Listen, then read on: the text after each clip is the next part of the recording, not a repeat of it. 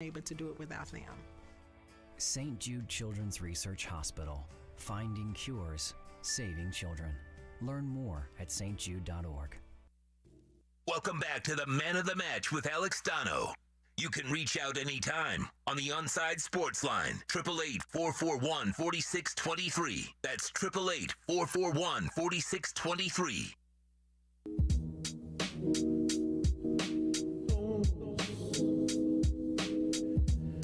You know, it's gotten kind of ugly between the lawyers in the Deshaun Watson saga. You know, you got Rusty Hardin, who raised some eyebrows a couple of weeks ago when, like, part of his defense for Watson was basically saying, he had sex with one of his massage therapists, but it was consensual. So I'm like, oh, well, okay, yeah, that's great. It was consensual, but does he think it's normal, like, to sleep with somebody who he's hiring to massage him? But then on the other side, this Tony Busby, it comes off as a bit of an ambulance chaser, Busby. And the thing that doesn't look great for Tony Busby, who's representing all of the women who have accused Watson, is that he's not turning over information to the Houston Police Department.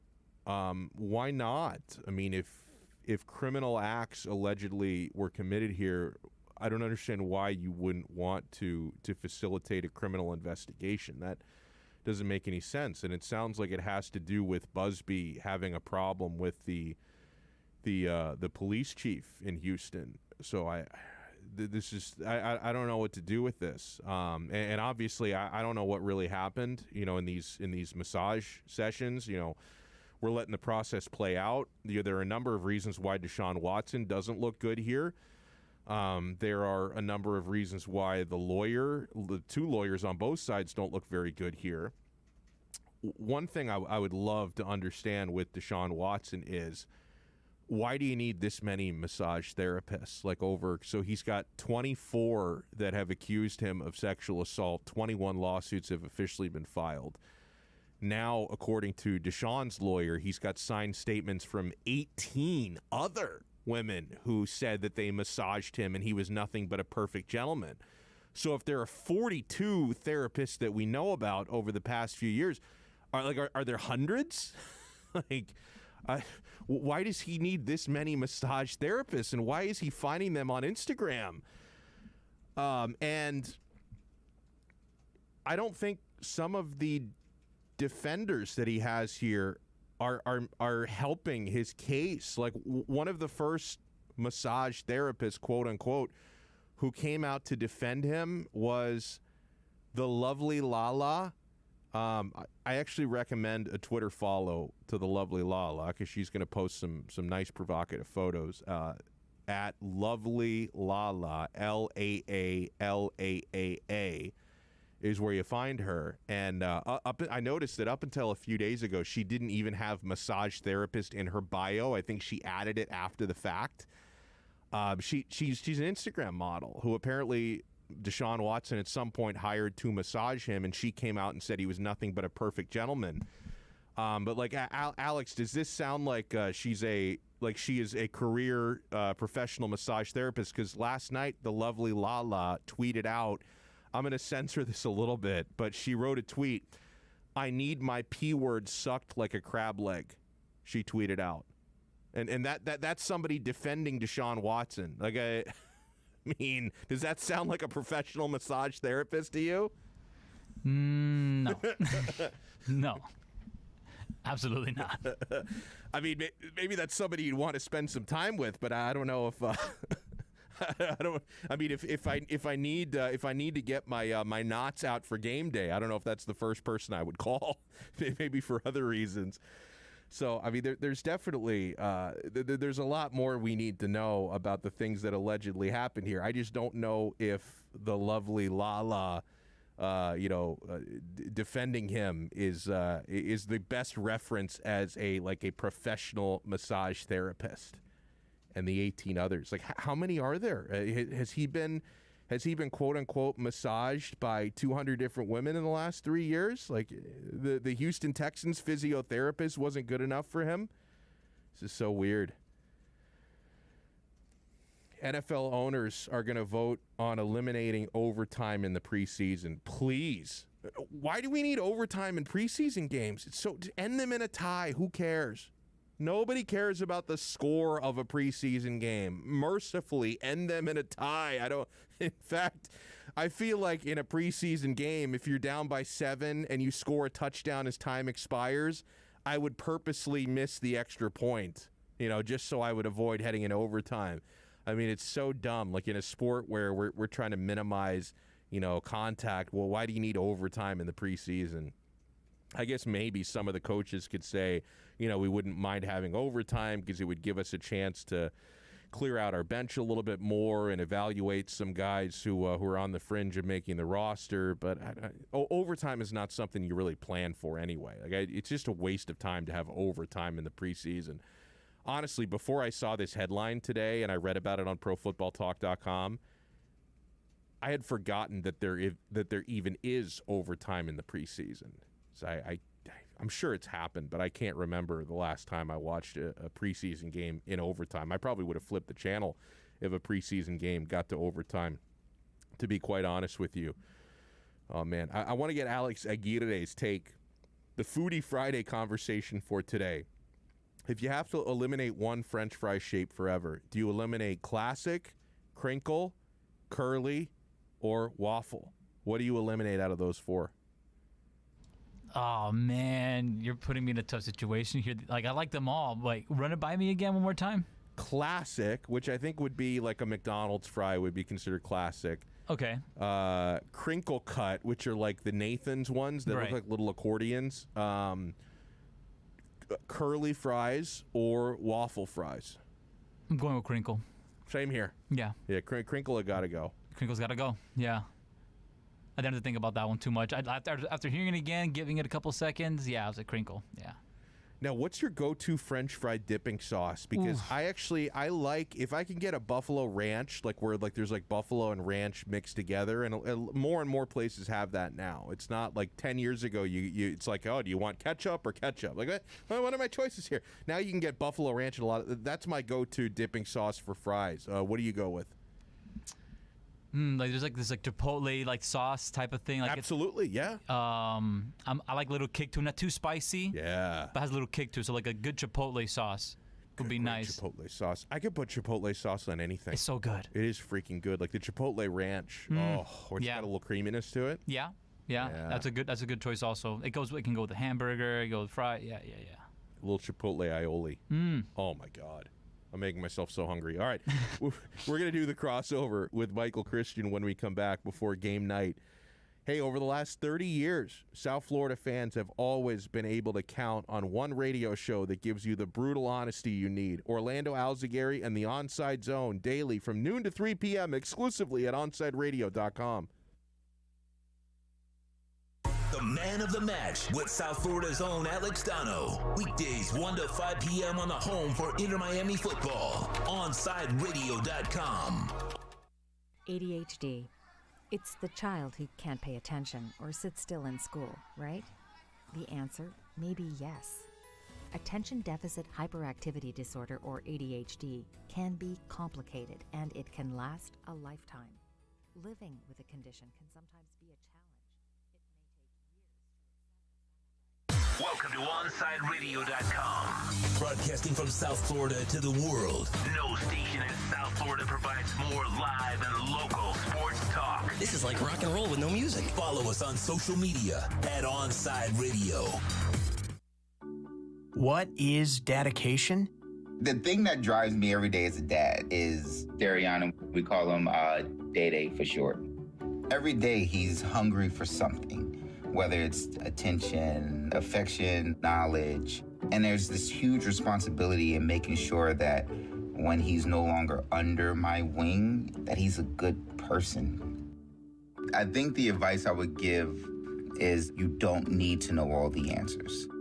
The craziest thing was believing that your dad knew everything. So as a dad, you felt like you had to know everything. You had to get everything right.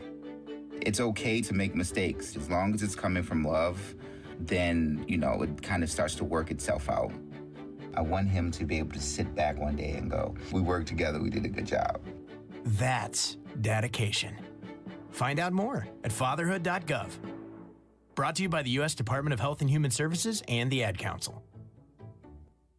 Hey, it's Big O for EJD Construction, your custom home builder, additions and home remodeling. Our lives have changed. We're making our homes more of an oasis. Call the right place. Call the right people. Eric at EJD Construction for over 16 years. A-rated member of Angie's List in the Better Business Bureau. 305-433-4843. That's 305-433-4843 for EJDconstruction.com. Hey, hon, what you doing with your phone? Taking pictures? No, I'm asking it questions. Like what? Hey, Bobo, do flowers have best friends? I'm sorry. I'm afraid I don't know that. Hey, follow me. I want to show you something. Look, flowers do have best friends. Whoa. Some answers can only be found in nature. Discover the unsearchable. Visit discovertheforest.org to find a trail near you. Brought to you by the United States Forest Service and the Ad Council. OnSideRadio.com knows gamers need a home. Can you dig it? That's why for the next 60 seconds, can you count, suckers? Here's your On-Side Radio E-Report with Kai Chen Chisholm. Misfits Gaming Group, a gaming organization that has teams in League of Legends, Counter-Strike Global Offensive, Overwatch, and the Call of Duty League, have recently announced that they're partnering with Intel and creating a series of competitions with their academy, the Misfits Academy, to find talented people in the space of esports. Misfits Gaming, who does have their CEO in Ben Spunt, made the announcement and confirmed by Esports Observer today, in which they said the academy will focus on key areas in the industry such as competitive gaming, content creation, graphic design, and video editing. Most notably about Misfits, they are part owned by the Miami Heat, and one of their most notable teams down here in South Florida are the Florida Mutineers, as they do have their home base in Orlando and in Miami. Stay in touch in the world of gaming with the On-Side Radio E-Report. Kick back and relax. Time to get in on a Sunday sports groove. On-Side Radio presents the Sunday Sports Drop with Jazz Santana. To reach out to the show, dial 888-441-4623. That's 888-441-4623. The text line is 844-416-8123. That's 844-416-8123. Let's get started with this week's Sunday Sports. Drop!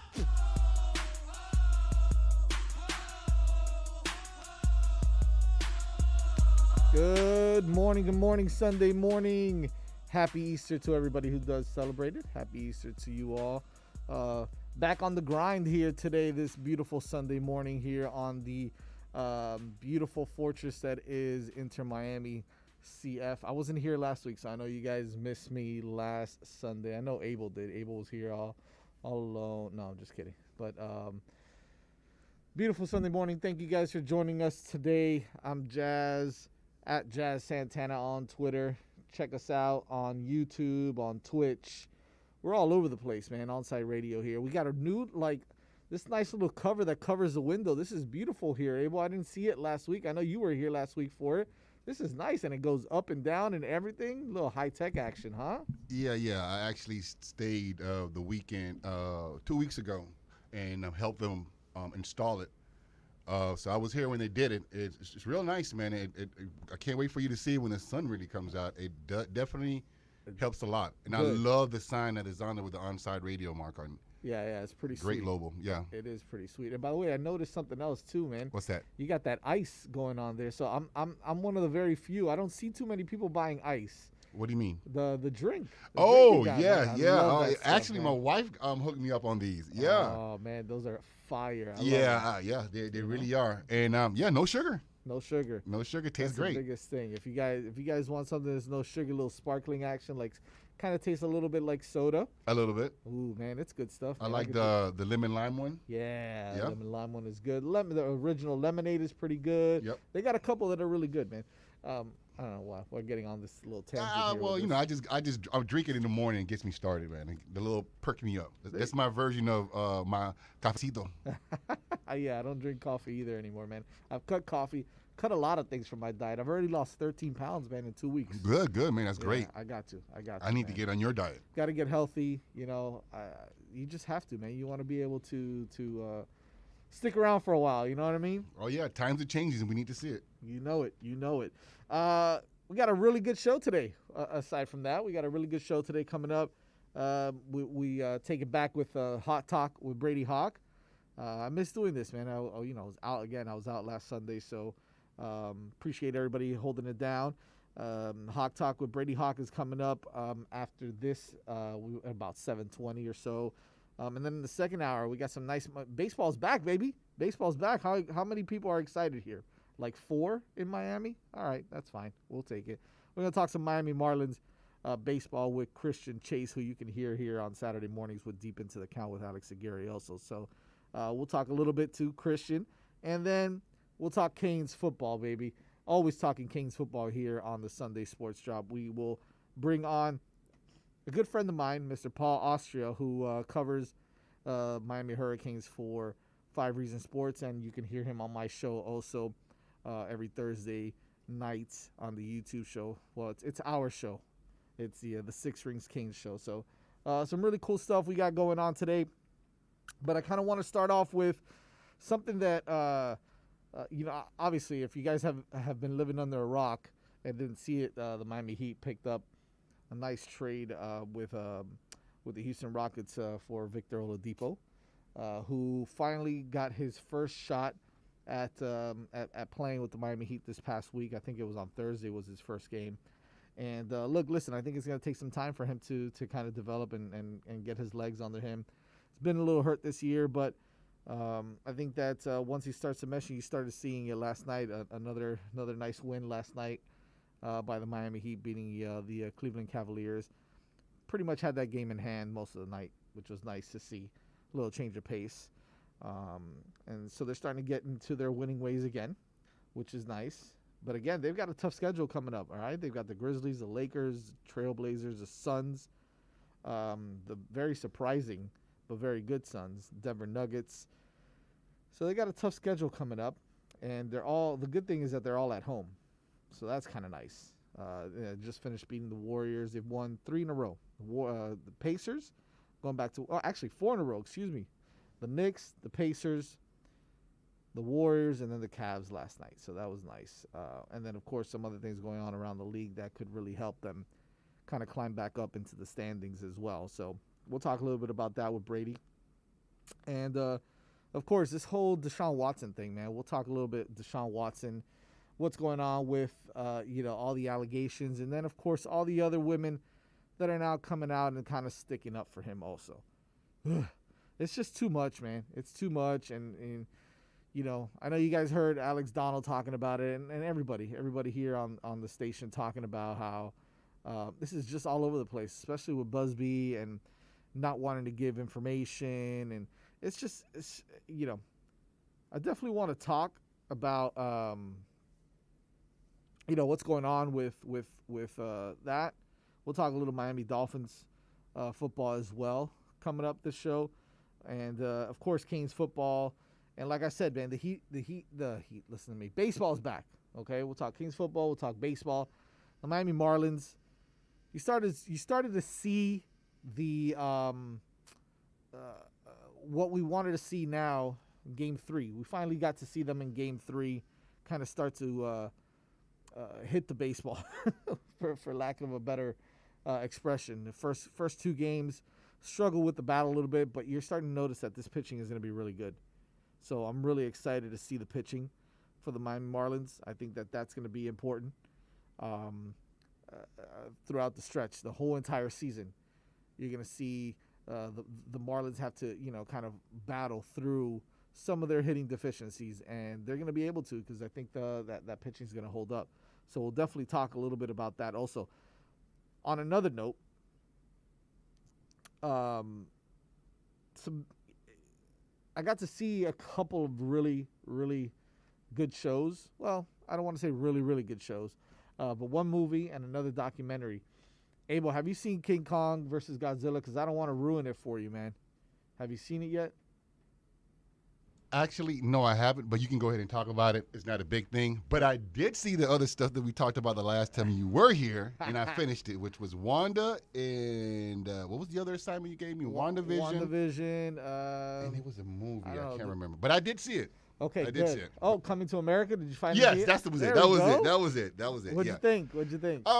Honestly, okay. Am I comparing it to the original? No. Okay. Was it a good movie? Yeah, it was hilarious. It was a pretty good movie. Now, if we did not see the original, this is the way I look at it. I balance it out. Right. If the first movie was never shown, and this was actually the original movie, would you like that movie? That's my question to you. If this was the first movie you've seen without, it's kind of hard to put off the first movie. Right. But if the part 2 was the original movie, would you like the movie? And my answer to me is yes, I do. Yeah, I think I would too. So the movie is good for what it was. Most movies, like we spoke about last time you was here, most sequels are not really that good. Correct. Yeah, you're right. This one was an okay sequel, but it was a good movie. It was good because they kind of, for the most part, they stuck to the script. Pretty much. They kind of kept it, how it was back in, what was it, 82 or 1980, whatever. With the same jokes, the same lines, right. The same characters. Same actors. Right. So that was cool about it. And then they threw in their own little twist, which is cool also. So, I mean, yeah, it was definitely good. You know what I did notice, though? How Eddie, for some reason, helped out a lot of struggling black actors. Yeah.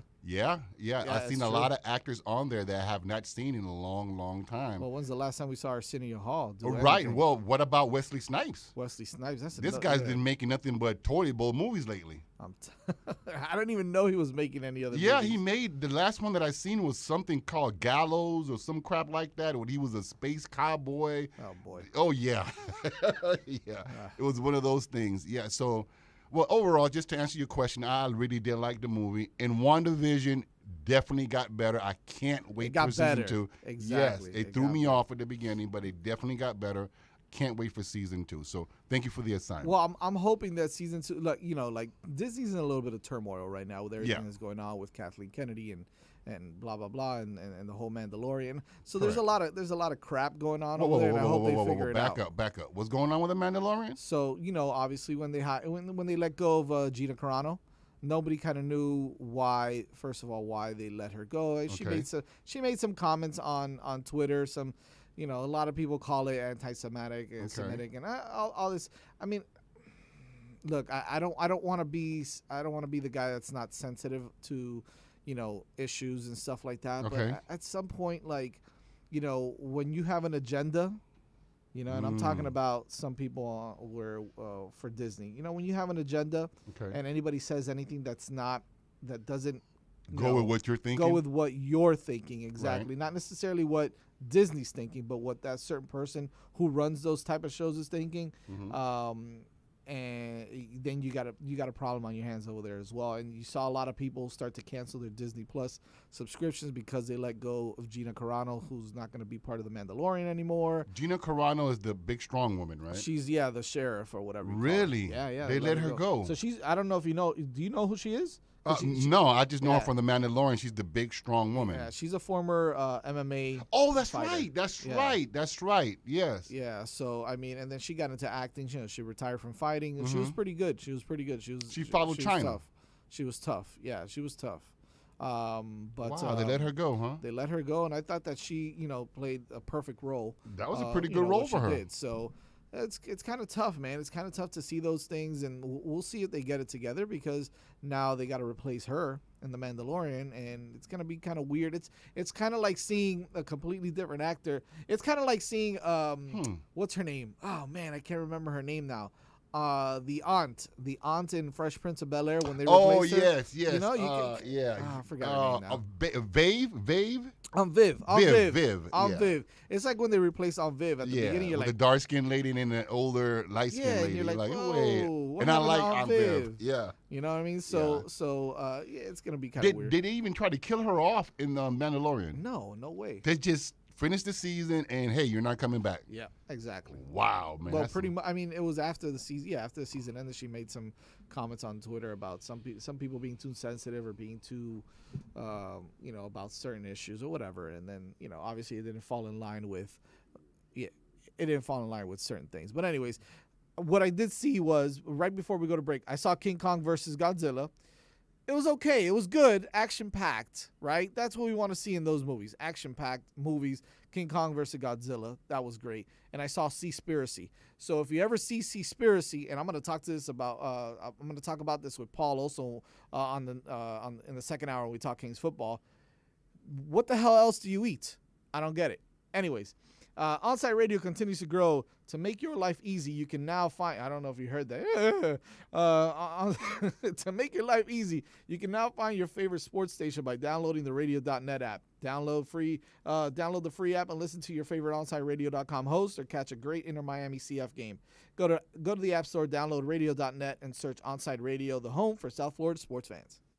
Now streaming online. Onside Radio, the only choice for the South Florida sports fan. I'm Ryan Seacrest.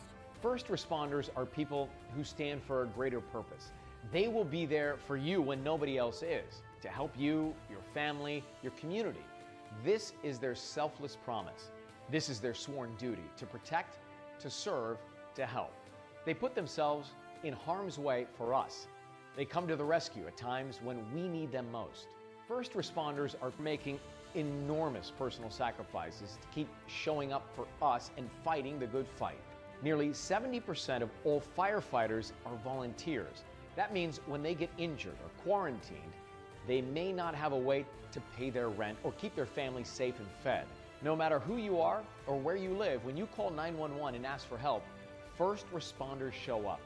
Now, let's show up for the people who show up for us every day and every night. Go to firstrcf.org and make a difference today. I was in the middle of the Atlantic Ocean when it happened. There was a sudden jolt and our submarine crashed on the seafloor. We were in total darkness.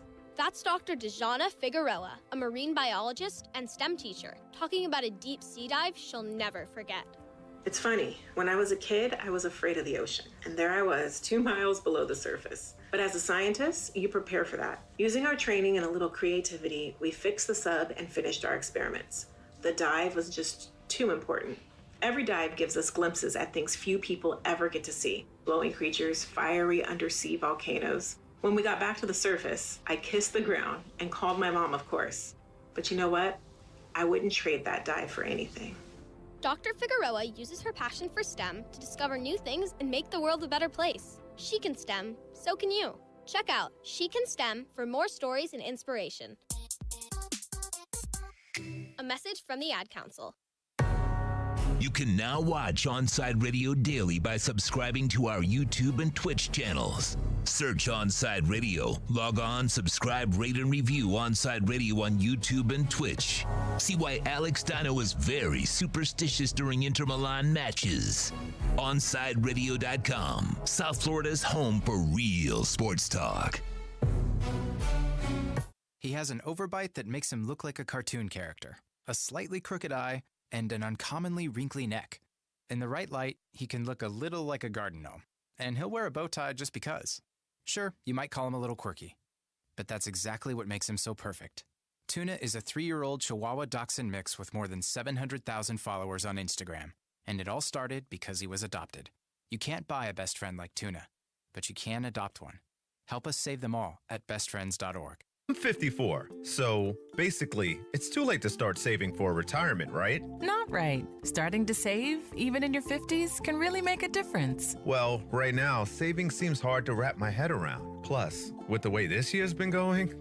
Hey, listen, it's okay. You still got this. Just go to aceyourretirement.org. It's an online tool from AARP that can help you get your retirement savings on track no matter your age. It's free and only takes about 3 minutes. I like 3 minutes. Yeah, at aceyourretirement.org, you'll chat with Avo, the friendly digital retirement coach. Just answer a few questions and you'll get a personalized plan and tips to help boost your retirement savings. Tips that are easy to understand and tailored to your lifestyle. I like that too. Plus, it's sponsored by AARP, so you know they got your back. Just head to aceyourretirement.org and make your plan to start saving for retirement. Thanks. That's aceyourretirement.org. A message from AARP and the Ad Council. Need your Miami Heat fix? We have it for you right here on the Sunday Sports Drop. Get ready for Hawk Talk with Brady Hawk.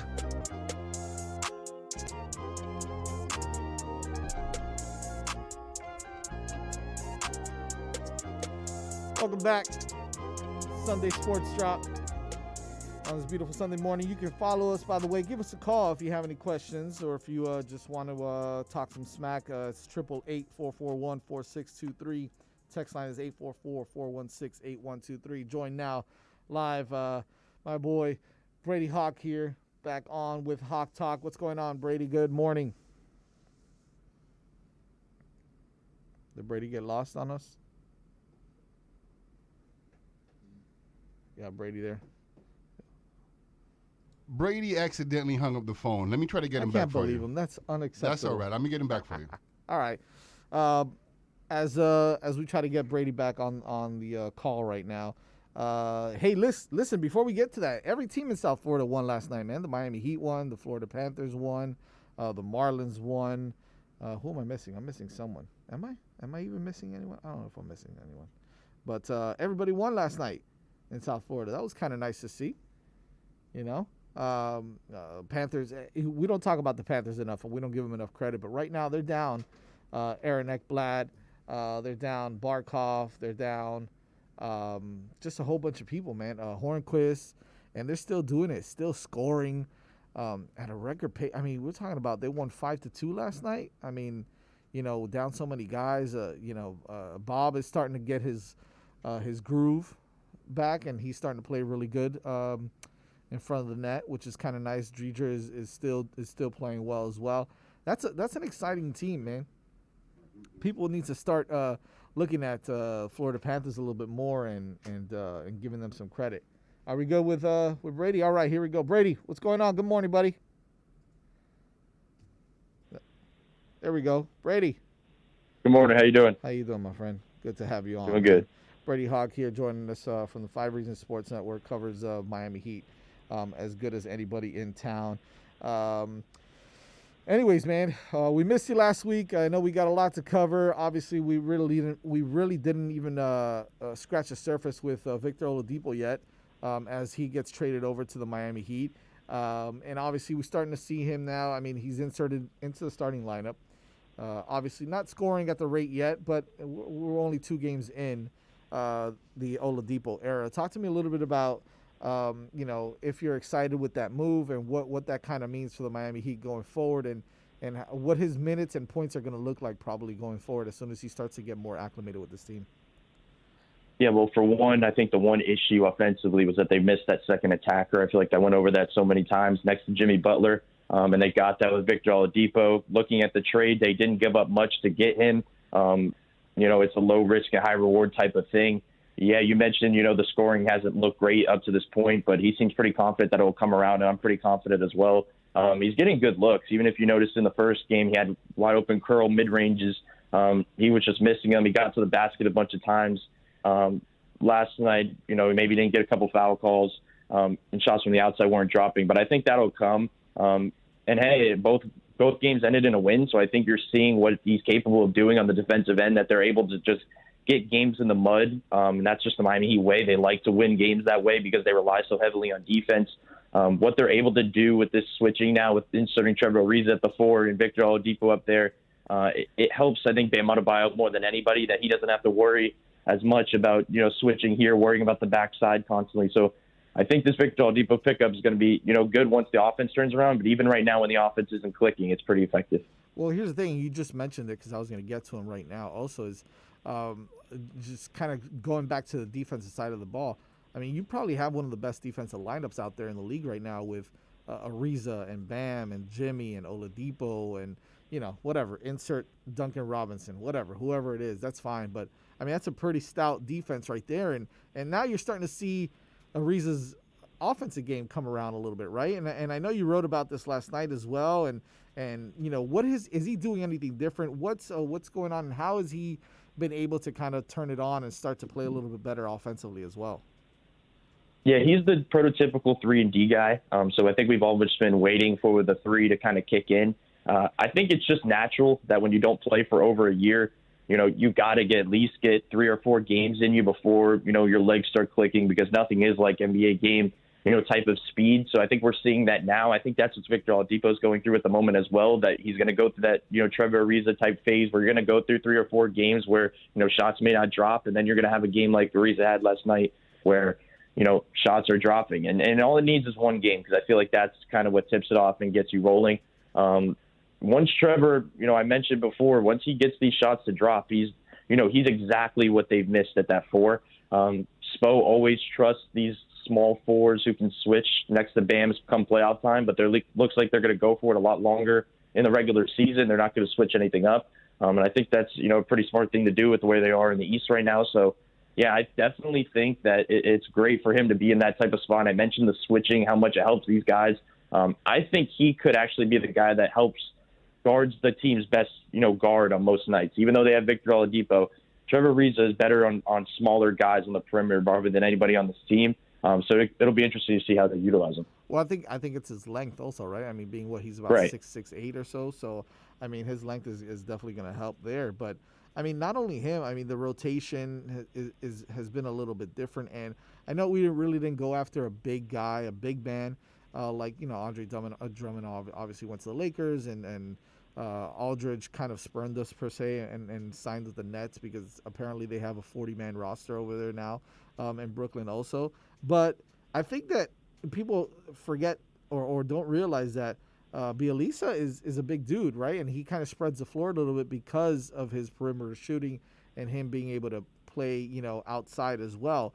Does he kind of add that element of a big man, or and talk to me a little bit about his game, because what I know about his game is, yeah, he's a great outside shooter. He can shoot the 3. Can he play some sort of a role and some presence down low in the paint when either with Bam or without Bam when Bam is out? Yeah, well, it was interesting last night because he played a lot next to Bam, which is not something I think we're going to see a lot of, even though, the comparison with Kelly Olynyk is that they played together a lot. They don't have a trusted backup big at the moment, as you mentioned. Precious Achiuwa is not going to be trusted. We've seen that over time where they trusted Chris Silva more than him. So what they're going to try to do is you mentioned him be the backup big, and they can run the 9-man rotation like that. I do think he's an incredible shooter when he, gets going. Another one of these guys that needs to get acclimated with the offense. I think that'll come over time, but he's also capable of putting the ball on the floor. I think we saw that last night, but he's been able to do that a lot of times in his career. He's a very underrated playmaker, which is the part when he, got traded to Miami. I mentioned that. I think that's the part to evaluate more than anything because, Kelly Olynyk was a pretty great passer. When Bam exited the floor, he kind of was able to work the offense through, and we saw that when Bam went out. So if Bielisa was able to step up in that area, I think that's going to be the biggest thing, and he's done that. It just comes down to, I think, the defensive end. If he can, if they can trust him when Bam exits the floor to be that, that big, the sole big on the floor to defend pick and rolls and things like that, that's going to be, the one question. But other than that, I think he can really bring them something offensively. Brady, who's the odd man out now, right? Because you've got, obviously, last night Iguodala didn't play with a quote-unquote hip injury. I know Nunn is kind of nursing an ankle, if I'm not mistaken, but, who's the odd man out now? If everybody's healthy, let's put it that way. Who's the odd man out? Because I know the fans are probably looking at, well, now Nunn's not going to play, and Nunn's all of a sudden gotten hot again, and he's starting to shoot the ball better, score a lot, but now he's not playing because of Oladipo. Who's the odd man out there? Well, as you mentioned, I do think it's Kendrick Nunn. He may be nursing that ankle, but he has been available these past 2 games, and even with Goran out. They used Gabe Vincent. I think they're just, working that, type of thing in. I think it was a question we were going to have either way, even if that injury didn't happen. He's not going to play over Goran or Tyler off the bench. Spo likes 9-man rotations. So I do think, Kendrick Nunn has become that plug-and-play guy. And it's a bit interesting because, as you mentioned, he began to get hot. He was rolling right before this trade, before he kind of got replaced in that starting lineup. And now he's in a bit of an odd spot. But I do think he still can be utilized in different ways because there's going to be games as we've seen with this team, that, the offense never gets clicking at all. And maybe they throw a Kendrick Nunn type in to kind of spark them offensively. So I do think he can be utilized in that way. But talking about the rotation, talking about moving into the postseason rotation, I do think it's Kendrick Nunn, man. Isn't it weird? I mean, to me, it's weird, right? Well, like when you mentioned that Gabe Vincent is now getting more minutes than Kendrick Nunn. And I mean, if you ask me, or if you ask the regular fan out there, right, the Miami Heat fan is like, why are they putting in Gabe Vincent over Kendrick Nunn? Like, what's the biggest reason? And I know Spo has his reasons, and God, that's why I'm here talking on the radio instead of coaching the Miami Heat. But like, what is his thought process with bringing in Gabe Vincent over a guy like Kendrick Nunn? That's the biggest question mark for me. Well, I think, starting looking at that game, you're inserting Oladipo in there. You have Trevor Ariza at the 4. You're making your identity clear that it's defense. Pat Riley said it. Eric Spoelstra said it. The players are saying it. So I do think if they had to go for a backup, guard in that spot, that they were going to go to Gabe Vincent just because of defense. He competes on that end. He's very physical. So I do think that was the type of game that, like I mentioned earlier, was in the mud. So that might be a major reason why. I don't know if it's the right move. I do think, as you mentioned with the ankle, that could have had a factor in that maybe they said, we'll just go with Gabe tonight because maybe just give him another night of rest. I'm not exactly sure, but it was a bit interesting, but it seems like both of them are going to be the odd man out, moving forward. Yeah, it's going to be interesting to see. But, again, if they start to build that cohesiveness with Oladipo and still have Tyler Hero and Goran coming off the bench, that's going to be kind of scary. And then Bielisa also coming off the bench. That's going to be a nice rotation there for Spoelstra. I think that it's a good problem to have. So, and then one more thing is, I mean, are Heat fans glad that now Duncan Robinson wasn't part of any of those trades, because homeboy's starting to get hot again, huh? Oh, yeah, 100%. I think that's what, we're seeing. I don't think anybody had any doubts about shots dropping. All shooters have gone through slumps, and I think that was his first actual roadblock of his career. And to see him overcome that and start to knock down shots at a high clip, the percentages have been, off the charts like this past the stretch post-trade deadline. So it's been pretty interesting. I think some of it has something to do with Victor Oladipo, honestly, that extra attacker draws extra guys collapsing. Duncan Robinson is seeing a lot more single coverage where he can work just a side dribble to the side to get an open look. And that's something he hasn't been seeing a lot of lately with the constant double teams. But even before Victor Oladipo played, he was getting, good shots, good, big games from beyond the arc. So I think that's a pretty, interesting part. And, he's developing the other parts of his game. He's putting the ball on the floor a lot more, able to throw the lob pass, able to make reads. I think he's getting better defensively. He's a good team defender. I think it's been clear that's why they've gone to the zone so much, to make, their weaker defenders more comfortable. So we're seeing these other areas of his games improve. But ultimately, the shooting's the most important. That's what he's on this team for. He's generating offense for them every night. And when he's clicking like that, shooting the ball like that, they're going to be a tough team to beat. Good stuff there from Brady Hawk. You can catch him on 5 Reasons Sports Network, writing his great articles, but also contributing on other platforms like 5 on the Floor and Floor is Yours and all that good stuff there, representing the Miami Heat for 5 Reasons Sports. Thank you so much, Brady, for coming on, man. We appreciate it. All right, thank you. Have a good one. Every day at Onside Radio, our hosts sit down at the roundtable to tackle the most important local and national sports headlines. The roundtable is podcasted daily. Search Onside Radio on all platforms. Subscribe, rate, and review to listen to all kinds of station segments. OnsideRadio.com is the home for South Florida sports.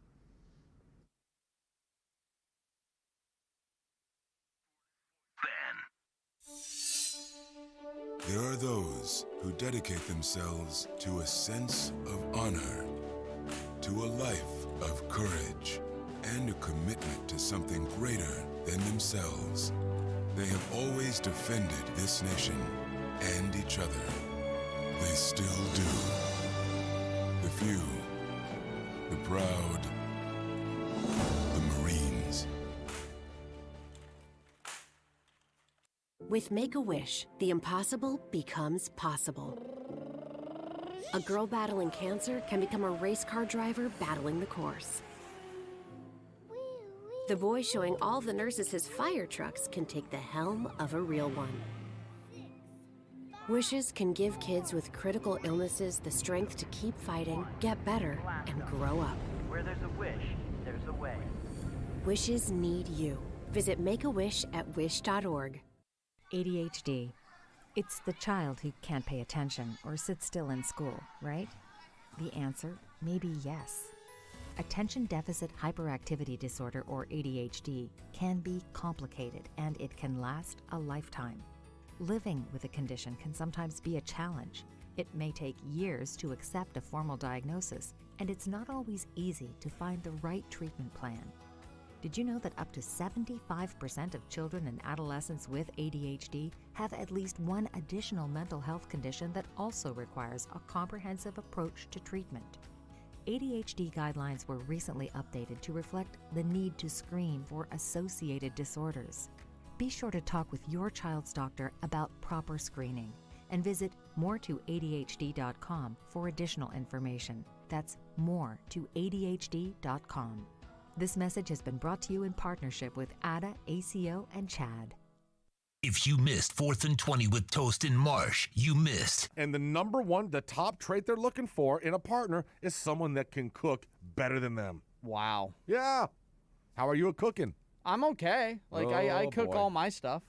What's your best dish? If I had to say, Marsh, this you're gonna eat in tonight with a girl. All right. Well, if I'm cooking for a girl, then I'm not cooking. 4th and 20 with Toast and Marsh, weekday mornings from 8 to 10. People do some pretty cool things in their 40s and 50s. Why should saving for retirement be any different? I mean, they go back to college,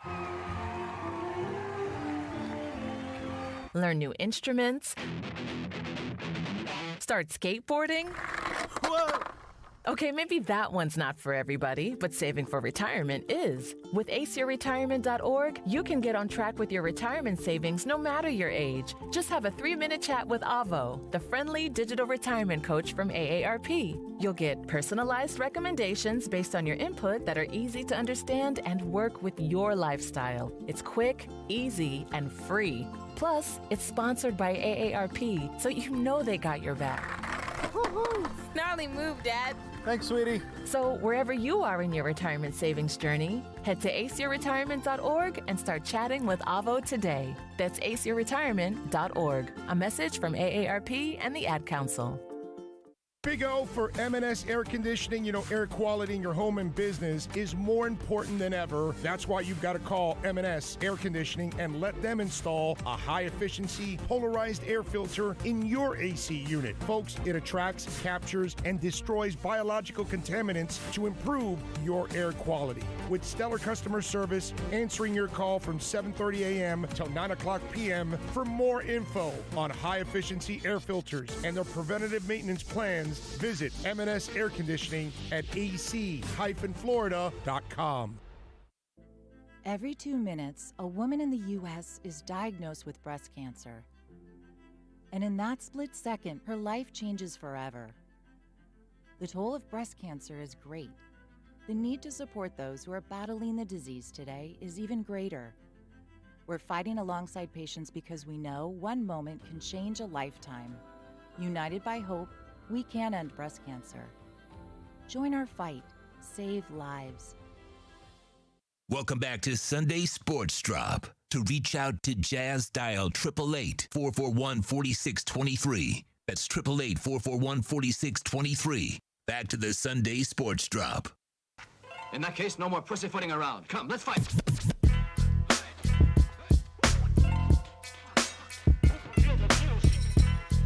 Welcome back. Sunday Sports Drop here as we continue on this beautiful Sunday Easter morning. Happy Easter to everybody. And thank you for joining me here. I'm starting to notice that the sun, I mean, this is really nice, man. This covering here, this on-site radio covering that we have here on the window. It's beautiful. It's pink. I'll tweet it out a little later. So you guys, oh, actually, I tweeted it out already. Did I tweet it out? I don't know. I got to put it on my fleet, because now everything's about putting it on your fleet. Gotta keep in line and keep up to date with the keep it real with the Joneses, I guess, and put it up on my fleet on Twitter so you guys could check it out, man. It's a cool little thing, man. Anyways, and you got my boy. Well, I don't want to little Grogu here hanging out too. Anyways, getting back to it, Brady Hawk, thank you for joining us with Hawk Talk on the last segment to talk Miami Heat basketball. 4 in a row, people. I mean, they're starting to win again. Victor Oladipo trade is making a difference, especially on the defensive side. We haven't even seen, the half of it on offense. So pretty excited to see what the Miami Heat have in store, although it's a really tough schedule coming up with the next 4 games. All at home, though, so that's the good thing. So we got let's get into March Madness that is continuing into April. I don't even know what to call it, April whatever. But Final Four, the final is finally set with Jalen Suggs doing the absolute craziness. Give me a second.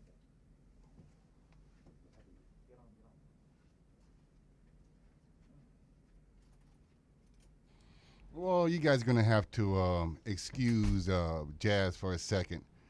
It is kind of dusty in here. Like I said earlier today, I did help install this new curtain. And unfortunately, there's some fiberglass in the corner that someone forgot to tell Jazz. And if you were watching Facebook Live, you've seen some of the fiberglass fly in his face. So he had to step outside for a second. I want to touch a little bit on what Brady Hawk said, and in my opinion, of Kendrick Nunn. I believe that Kendrick Nunn, there's something going on with him a little deeper personally that sports is not allowing us to see. What I mean by that is he was with Golden State. Yes, he was in their G League, but he's a little bit above a guy. He's above a jag, just a guy. He's above that. And with all the help that Golden State needed, they didn't even try to protect him at all. They did not even try to protect him. Now, Miami came through and scooped him up. And we were so depleted that Kendrick Nunn just flourished with us. But he also could have flourished at Golden State. Now, here he is with a chance to do something for himself. And like Brady Hawk and Jazz spoke about, they're icing him. And we need him. He was a starter for another G League player. Another G League. So I believe there's something deeper going on with Kendrick Nunn than just skill set. Because the man has the skill set, Jazz. He has the skill set. Yes, sorry about that there. No, that's okay. I already explained to them what was going on with some fiberglass flying around in the air. You probably hit you in the face. You had to step outside for a second. No biggie. But yeah, I was letting everybody know that, what Brady said and what you were talking about, how they iced Kendrick for what's his guy's name? The other guy, Gabe Vincent. Gabe Vincent. Yeah. And you're saying for defense. Well, Kendrick Nunn his defense is just as good, and he has better offense than Gabe Vincent. So I believe there's something going on mentally, probably. Remember a few weeks ago, he left the team, no reason why, no one knew why, what was going on, and then he came back, nothing was explained. Golden State went through the same thing with him. Maybe it could be a mental thing more than a physical thing, why he's being iced. Because performance, in my opinion, he's doing a superb job. What do you think, Jazz? Yeah, so I mean, that's the tricky part is that he has been scoring. He's been doing well on the offensive side, and he does well on the defensive side as well, like you mentioned. So it's interesting to see that. I just don't want to take that guy out of the lineup because he's going to provide for you the offense that you might need on a night where, buckets aren't falling for some of the bigger names, right? So if Jimmy has an off night or if Bam has an off night, you're going to need scoring from somewhere. And obviously you're going to get that with Oladipo now coming back, coming in on this team. But you still want to get it from some of the other guys like Nunn who could put up 10, 15 points in no time, in the blink of an eye. So I think it's going to be interesting to see again. Of course, Debo's going to take his minutes. He's going to take most of the minutes, but you still want to have him around. You still want to have him, coming in off the bench, and he's not going to come in, and Brady mentioned that he's not going to come in off the bench, for before Hero or Dragic. But I mean, when you kind of run a small lineup, you can have him in with those guys, and still be pretty successful because you're still going to be able to play defense. Because Dragic plays a little bit of defense. Depot is probably, not Depot. Nunn is probably the best defensive guy out of those three. But, you still want to see him in the lineup and scoring some points. You're going to need it. You're going to need it down the stretch, so you definitely don't want to just completely ice him. You're definitely going to want him to play a little bit. So, I mean, we'll see how they kind of work that in again. Spo has his ways. I know we question some of his moves sometimes, but for the most part, they tend to work out, right? So, I mean, I just want to give it some time, see how how it works out. I know they play again coming up. I think it's tomorrow, so I'll see what the schedule holds and how they play. And as I was mentioning before, I stepped out real quick. I mean, crazy madness going on in the Final Four last night with NCAA.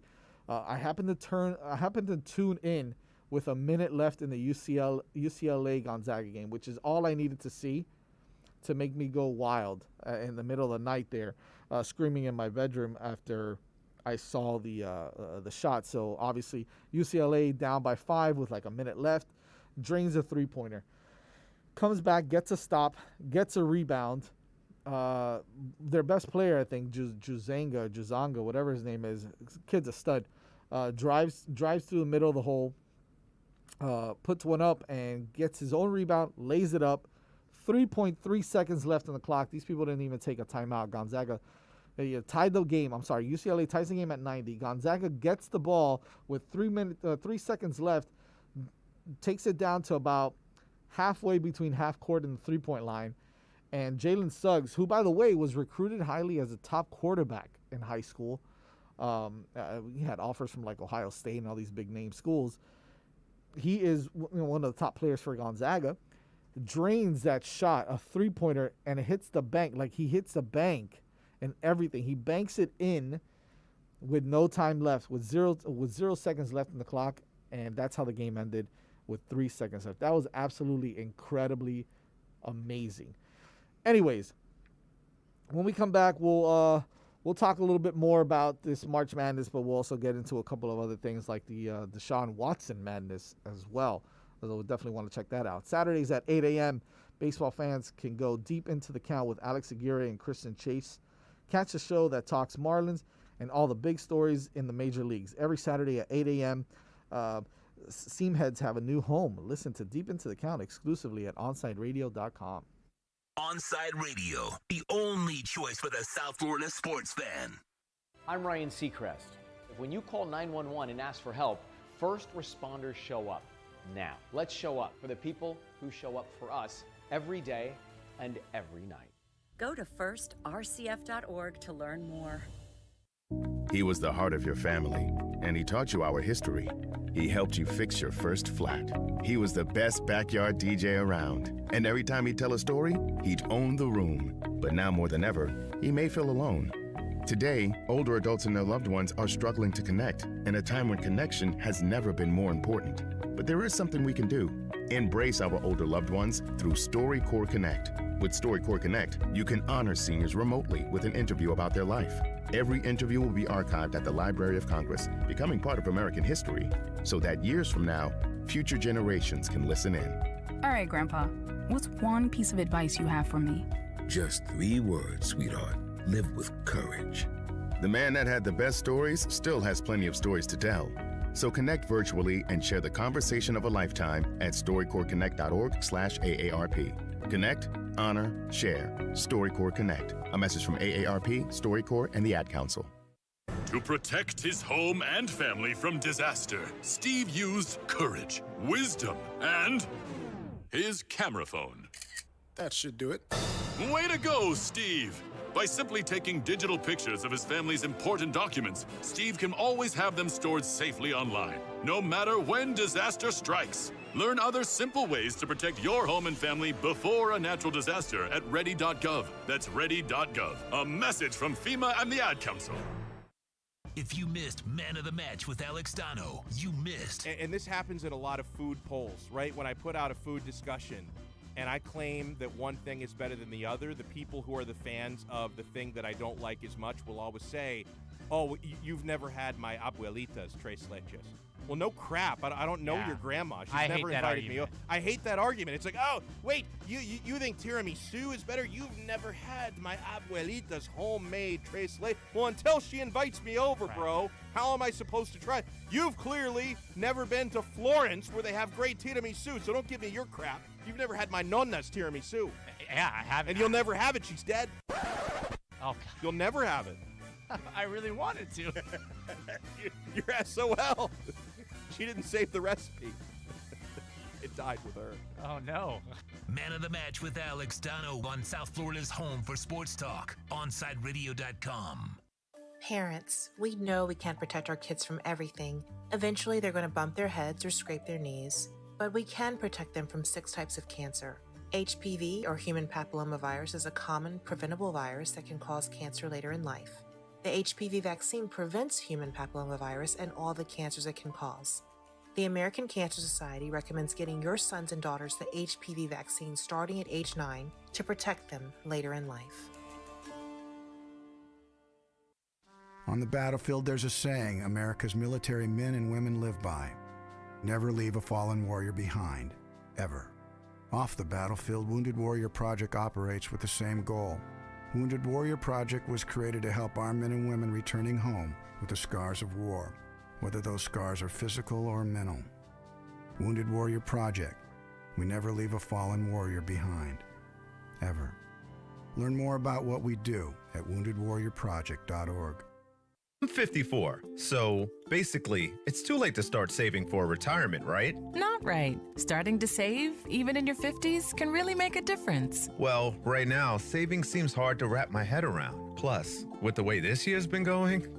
Hey, listen, it's okay. You still got this. Just go to aceyourretirement.org. It's an online tool from AARP that can help you get your retirement savings on track no matter your age. It's free and only takes about 3 minutes. I like 3 minutes. Yeah, at aceyourretirement.org, you'll chat with Avo, the friendly digital retirement coach. Just answer a few questions and you'll get a personalized plan and tips to help boost your retirement savings. Tips that are easy to understand and tailored to your lifestyle. I like that too. Plus, it's sponsored by AARP, so you know they got your back. Just head to aceyourretirement.org and make your plan to start saving for retirement. Thanks. That's aceyourretirement.org. A message from AARP and the Ad Council.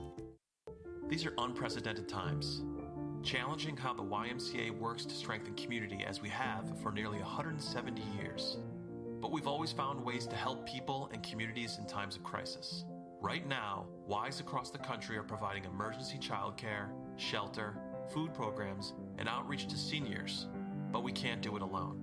Whether you're connected to the Y or have a fond Y memory, we need you to stay with us. Reach out to your local Y today and stay with us for a better us. Welcome back to the Sunday Sports Drop. You can send Jazz a text at 844-416-8123. That's 844-416-8123. Here's your host, Jazz Santana.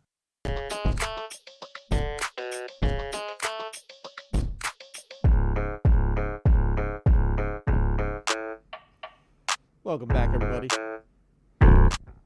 Thank you to Brady Hawk for joining me on the segment earlier this morning, talking Heat, Hawk Talk. Always a pleasure to talk to him, man. He's so knowledgeable. He knows his stuff, man, when it comes to Miami Heat basketball. So we're excited to talk to him, and the fans definitely should hear him and listen to his and read his work as well on the 5 Reasons Sports Network. We talked a little March Madness as well as Jalen Suggs hits a buzzer beater for 3 to beat UCLA in the Final Four. And the truth is that this is the right matchup in the NCAA Final Four final, right? The final 2, Baylor against Gonzaga. It's the right matchup. It's the 2 best teams in college basketball this year, hands down. Although, you know, I was a fan of Michigan. I wanted to see them come through. But UCLA, man, what a run by UCLA. The 11th seed, and they were actually one of the last 4 in. The 11th seed, UCLA Bruins, making it all the way to the Final Four. and then beating Michigan, beating Michigan the Elite Eight, and then the Final Four, almost beating the number 1 team in the country, who is undefeated, by the way, 31-0, I think, 30-0, 31-0.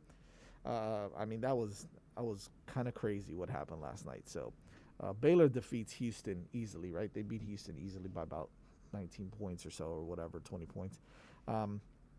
So you're gonna get the right matchup in the final. In the final, it's Gonzaga and Baylor, and it's exciting, but it's kind of weird not having some of the, quote unquote bigger names. Although, like at this point, I think Gonzaga should be considered one of the big names in college basketball. Mark Few has done an amazing job there, and I think that I think they need to be recognized as one of the powerhouses in college basketball now. How's your bracket, Jazz? What's that? How's your bracket? No, completely busted. Are you kidding me? Is it? Yeah. I mean, it was busted in day one, completely. I mean, nobody had a perfect bracket after the first round. We're in the Final Four now, right? Yeah, it's the final period. Yeah, the final. Well, how far did Michigan go? They lost in the Elite Eight. Elite Eight. Well, yeah. that's how far I got. Yeah. Yeah, that was I had Michigan and Ohio State at the end. Yeah, and Ohio State got knocked out in the first round. That's crazy. Don't talk to me about it. Are you an Ohio State fan? Or just no, your bracket? dude. Just It was just a bracket. Yeah, that's right. You're a Kings fan. Yeah, 100%. Yeah. Just a bracket. Put some money on it, and listening to the wrong people. Yeah. The next day, woke up pissed and had to come to work. Well, I thought Michigan had a shot, and they were playing without their best player. Yeah. So that's the toughest thing, and they still got to that point. But UCLA, man, unbelievable what they did. Good for them. This is the first time that they get to the Final Four since I don't know for in the 12 years. 345 years. Yeah, something like that. So. And that's a traditional powerhouse basketball program. So are they really? UCLA, yeah, absolutely. Absolutely. Yeah, when Lou Alcindor was there. Well, yeah, Bill Walton and all those people. But then how many years ago that was? Hold on, they went to the Final Four with Kevin Love, Russell Westbrook. You don't remember those days? 15 years ago. When they went at O'Bannon, that was about 2008, 2009.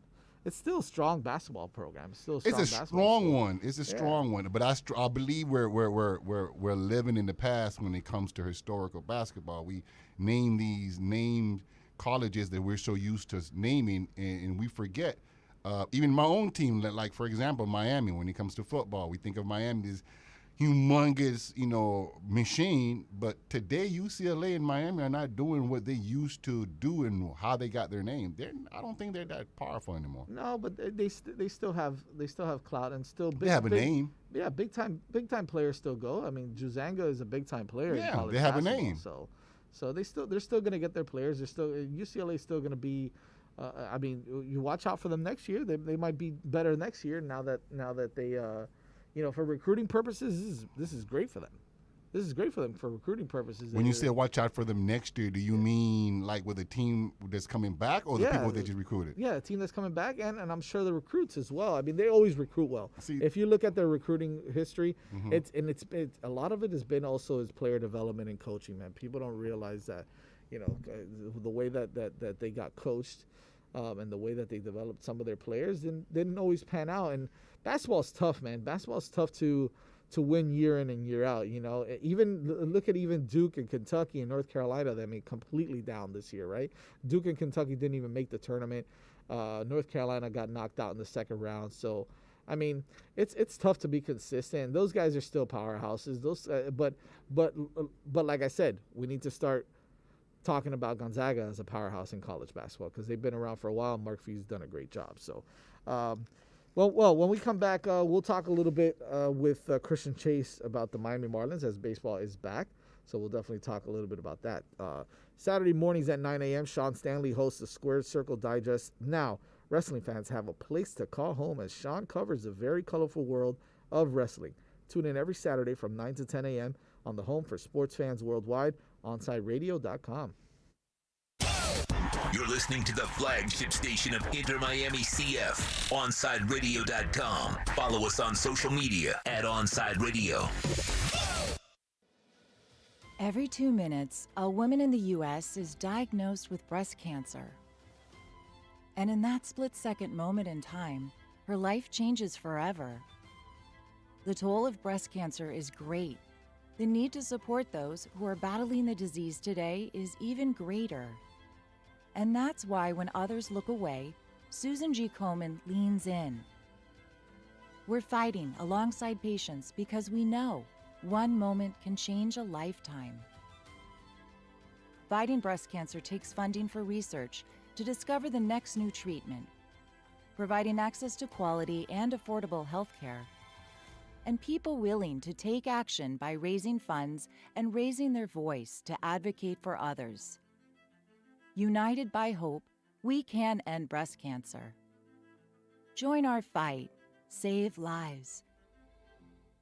Big O for M&S Air Conditioning. You know, air quality in your home and business is more important than ever. That's why you've got to call M&S Air Conditioning and let them install a high-efficiency polarized air filter in your AC unit. Folks, it attracts, captures, and destroys biological contaminants to improve your air quality. With stellar customer service, answering your call from 7:30 a.m. till 9 o'clock p.m. For more info on high-efficiency air filters and their preventative maintenance plans, visit M&S Air Conditioning at ac-florida.com.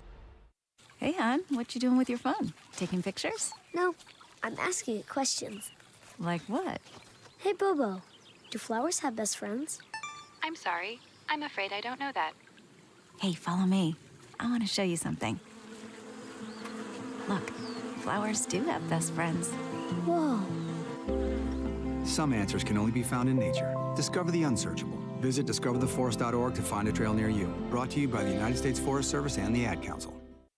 OnSideRadio.com knows gamers need a home. Can you dig it? That's why for the next 60 seconds, Can you count, suckers? here's your On-Side Radio E-Report with Michael Christian. Fortnite.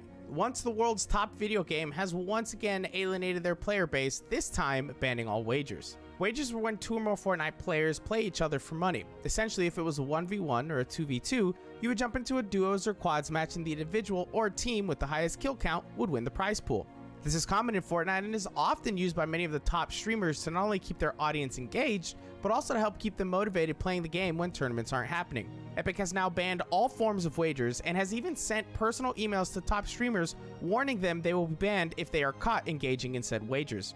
Ending this practice seems to be the cherry on top that once again got RIP Fortnite trending on Twitter. Stay in touch in the world of gaming with the On-Side Radio E-Report. Kick back and relax. Time to get in on a Sunday sports groove. On-Side Radio presents the Sunday Sports Drop with Jazz Santana. To reach out to the show, dial 888-441-4623. That's 888-441-4623. The text line is 844-416-8123. That's 844-416-8123. Let's get started with this week's Sunday Sports. Drop!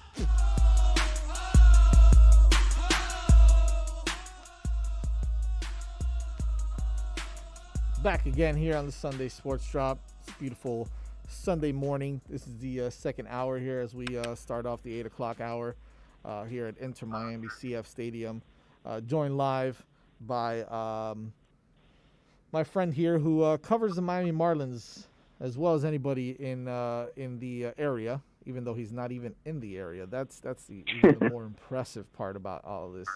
You can catch him actually here Saturday mornings with Alex Aguirre on Deep Into the Count, and always also listen to him on 5 Reasons Sports Network for Marlins on Tap and all the other things that we do on everywhere. It's got Christian Chase joining us here on the program. Good morning, Christian. Thank you for joining me, man. Hey, good morning. How you doing, Jazz? Good, man. It sounds like you literally, put it this way, you're not even off your bed. You're still in your bed. You're laying on your pillow right now, and you've got the phone like laid up against in between your pillow and your cheek, and you're just like, all right, here we go. Let's get over with, right? How'd you know, man? Oh, man. I opened my eyes 4 minutes ago. Yeah, well, there you go. Good morning, man. Good morning. Hey, man. Hey, listen. The bats finally came alive yesterday, huh? We got something going. The pitching was again, the first two games we spoke about this. We were like, well, the bullpen's doing okay. They've given up a couple runs here and there, but nothing too crazy. I mean, yesterday was, not the best day for the bullpen, but the bats came alive, and we're starting to see some really good things out of some of the young guys. So, talk to me about what you've seen so far these first three games for the Marlins for opening day and I guess the opening series. Yeah, I mean, it was a surprisingly very solid opening series for the Marlins, especially after being shut out for 14 innings to start. They were realistically 1 inning away from winning the series versus the Rays, which is a very impressive thing to do. The Rays are the defending AL champs. They're a very solid team, solid pitching, solid hitting, and the Marlins competed. The definite biggest bright spot were the 11 combined shutout innings from Sandy and Pablo. The bullpen wasn't amazing, and that's definitely something that the Marlins will need to figure out. And the hitting picked up. I mean, we have Starling Marte hitting 500 through 3 games, 2 4-hit games. Miguel Rojas under the radar 1 for 2 last night, but he had 3 walks. At the top of the lineup, that's an amazing thing to do. Jesus Aguilar looks good. Garrett Cooper broke out with a 3-hit game last night. Jazz Chisholm didn't have a hit last night, but he made national news. Arguably one of the worst nights at the plate on the entire team for Jazz Chisholm last night, leaving 5 on base, I remember. 0 hits, scored a run on his walk, but he made national news. I mean, to see, the Marlins are doing something special when Jazz Chisholm and the Marlins make MLB's Instagram page, because they never post about the Marlins. I feel like nobody does it. I feel like nobody knows that the Marlins play in the major leagues except for the people who live in South Florida. That's what it feels like to me, But I mean, if he keeps doing that, and if he keeps swinging the bat, I know he didn't have a great day at the plate yesterday, but look, even when he got on base, he scored. So he's making certain things happen. I mean, he is technically in the middle of the lineup, basically batting. I think it's 6, right? So I'm excited to see what Jazz Chisholm continues to bring to the table here for this team, because I just think he's the future of the Miami Marlins. We spoke about this, right? Aguilar, the situation with Aguilar and Cooper, and at this point, it's already starting to shape up where you see Adam Duvall struggling in the first 3 games. I mean, again, it's still early, so they're still going to platoon those guys, but you saw that lineup work yesterday with Aguilar and Cooper both in the lineup. Cooper playing right field or first base. He was in right field, obviously. And then you see some of the other guys coming in and playing as well. Lewis Brinson got a shot, which this was the biggest one to me that was kind of confused. It was a little bit of a head scratcher. Why is Lewis Brinson hitting 5th? I don't. Tough to answer that question, right? I personally would love to give you either a baseball answer or a Marlins answer. I don't have it. I mean, granted, Rich Hill's a lefty and Brinson hits well versus lefties, but I just pulled up Lewis Brinson's stat line because I love. Whenever I hear Lewis Brinson's name, I just love pulling up the stat line from the night just to double check if Sweet Lou broke out. 5 at-bats for Lou last night. 0 runs, 0 hits, 0 RBIs, 0 walks, 2 strikeouts, 6 left on base. Yeah. So he made absolutely 0 contribution to the 12 runs that were scored last night. That sounds 0, that sounds nothing. Great. That sounds. This is why, man. I mean, it's hard to understand those kind of moves sometimes. And obviously, I saw a whole bunch of tweets that said, "Please never hit Lewis Brinson 5th ever again." And things like that. And it's funny, but at the same time, what? As it starts to get closer into crunch time, where the playoff picture starts to, shape out, and we spoke about this recently this week, where we were like, okay, I think they got a chance at sneaking into the wild card. Not if they're hitting Mhm. Lewis Brinson fifth, they don't. You know, like let's just be honest, right? Like this team needs to do a better job of being more consistent at the plate. You can't have one game where they break out and then they have 2 games where they struggle, especially when they have Sandy or Pablo on the mound. And then, hopefully, I know Yeah. Sixto is kind of nursing that shoulder right now, but when you get him back, And so is Eliezer. Yeah, and like, Eliezer also. Eliezer hurt his shoulder too, right? Right. I mean, he only pitched 2 innings last night, so maybe that's why the bullpen struggled a little bit. Also, they had to go a little longer than usual. But I mean, that's another thing. Like who behind the top 2 or 3, they're gonna have to really get it together. I mean, we can't expect the number 3 guy or the number 4 guy to win 20 games on this team. I don't think anybody. I think that wins is not a barometer anymore for starting pitching, anyways. But you can't expect that from those guys, anyways. You just want quality starts. I think that's the biggest thing. The most important thing is quality starts, and if you can get quality starts and hit the ball a little bit, you're gonna be competitive. Now, Yes. my question to you is, moving forward, you're seeing guys like Corey Dickerson struggle. You're making a lot of money right now. Okay. Yeah. And obviously Lewis Brinson is just not the answer. Could you see a I know.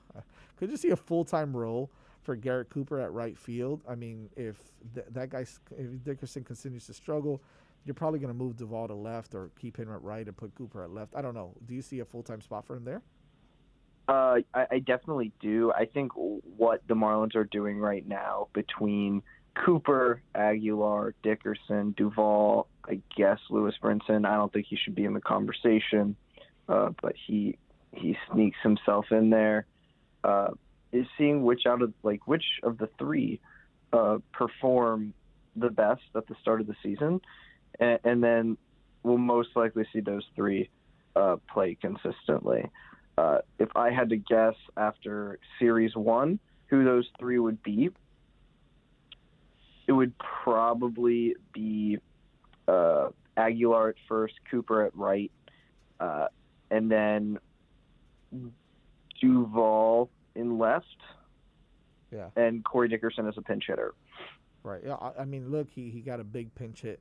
Was it not last night, but the night before? So, but the problem is, I mean, you got a guy making $9 million as a pinch hitter. So that's the move right there. Of where if there's someone that's expendable, it may not even be Duvall. It may not even be Cooper. It may be Corey Dickerson. I don't know. I mean, if someone's maybe making a big push, they might want a guy like Corey Dickerson to kind of shore up their outfield. Even though he's struggling here, then they'll say, oh, he needs a new start somewhere else. So, whatever. The case is that's what it is. Another quick thing on the lineup that I noticed when they made the switch yesterday. I'm a fan of Chad Wallach. I think the guy has some talent. He looks a little bit weird sometimes. I think he wears his pants too high. But anyways, that's has nothing to do with baseball. Who the hell cares? 2 for 3 last night at the plate. Nice solid game for Chad Wallach. Is there an opportunity there for him as well if Alfaro struggles? Definitely, right?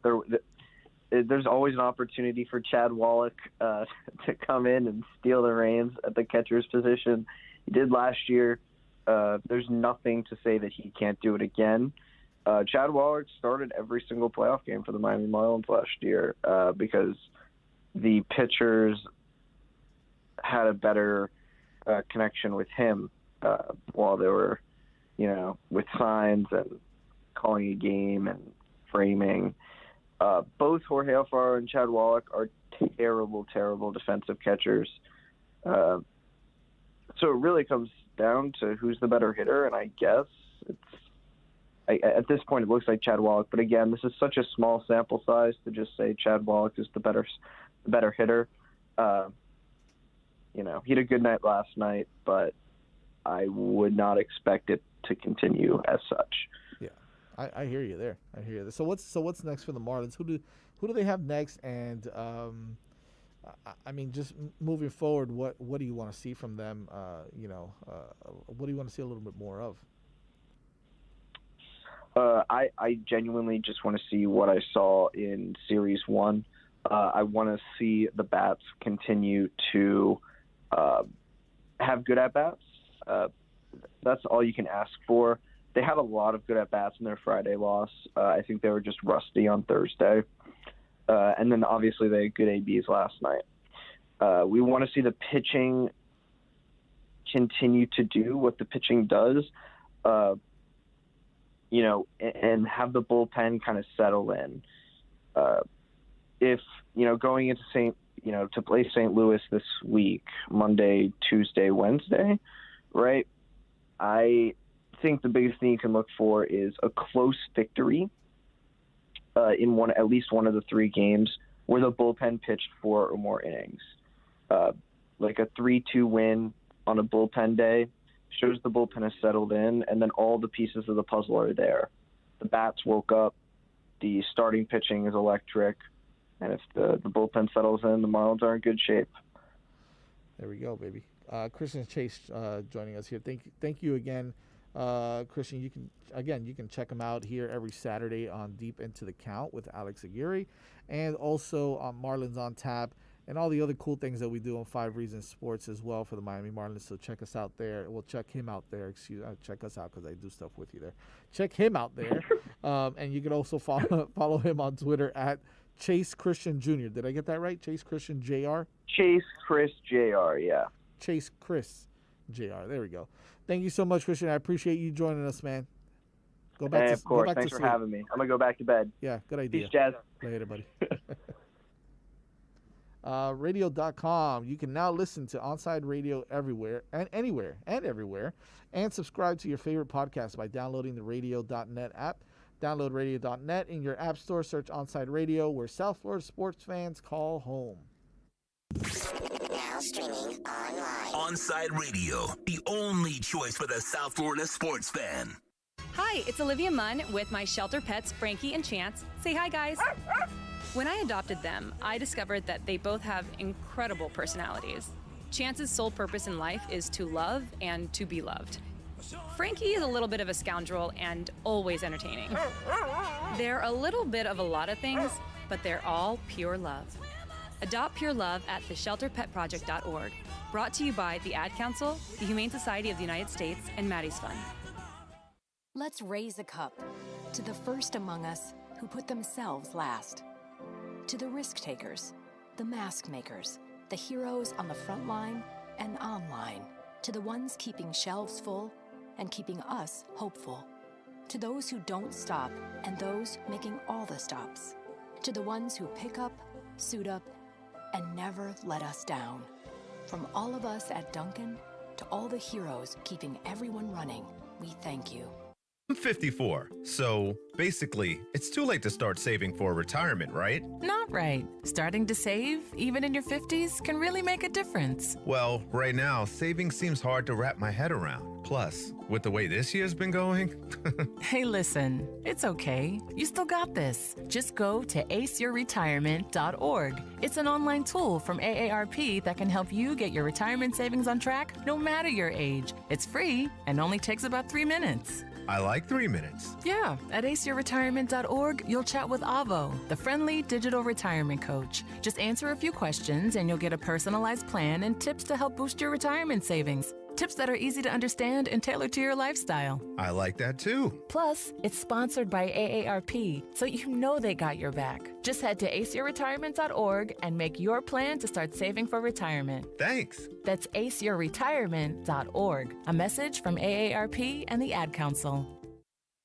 Every Saturday at 11 a.m., soccer fans can connect with Austin Robillard and Red Card Radio. From the Premiership to the MLS, catch up with your favorite team, including our very own Inter Miami CF. Listen to Red Card Radio every Saturday from 11 a.m. to 1 p.m. with Austin Robillard, exclusively at OnsideRadio.com.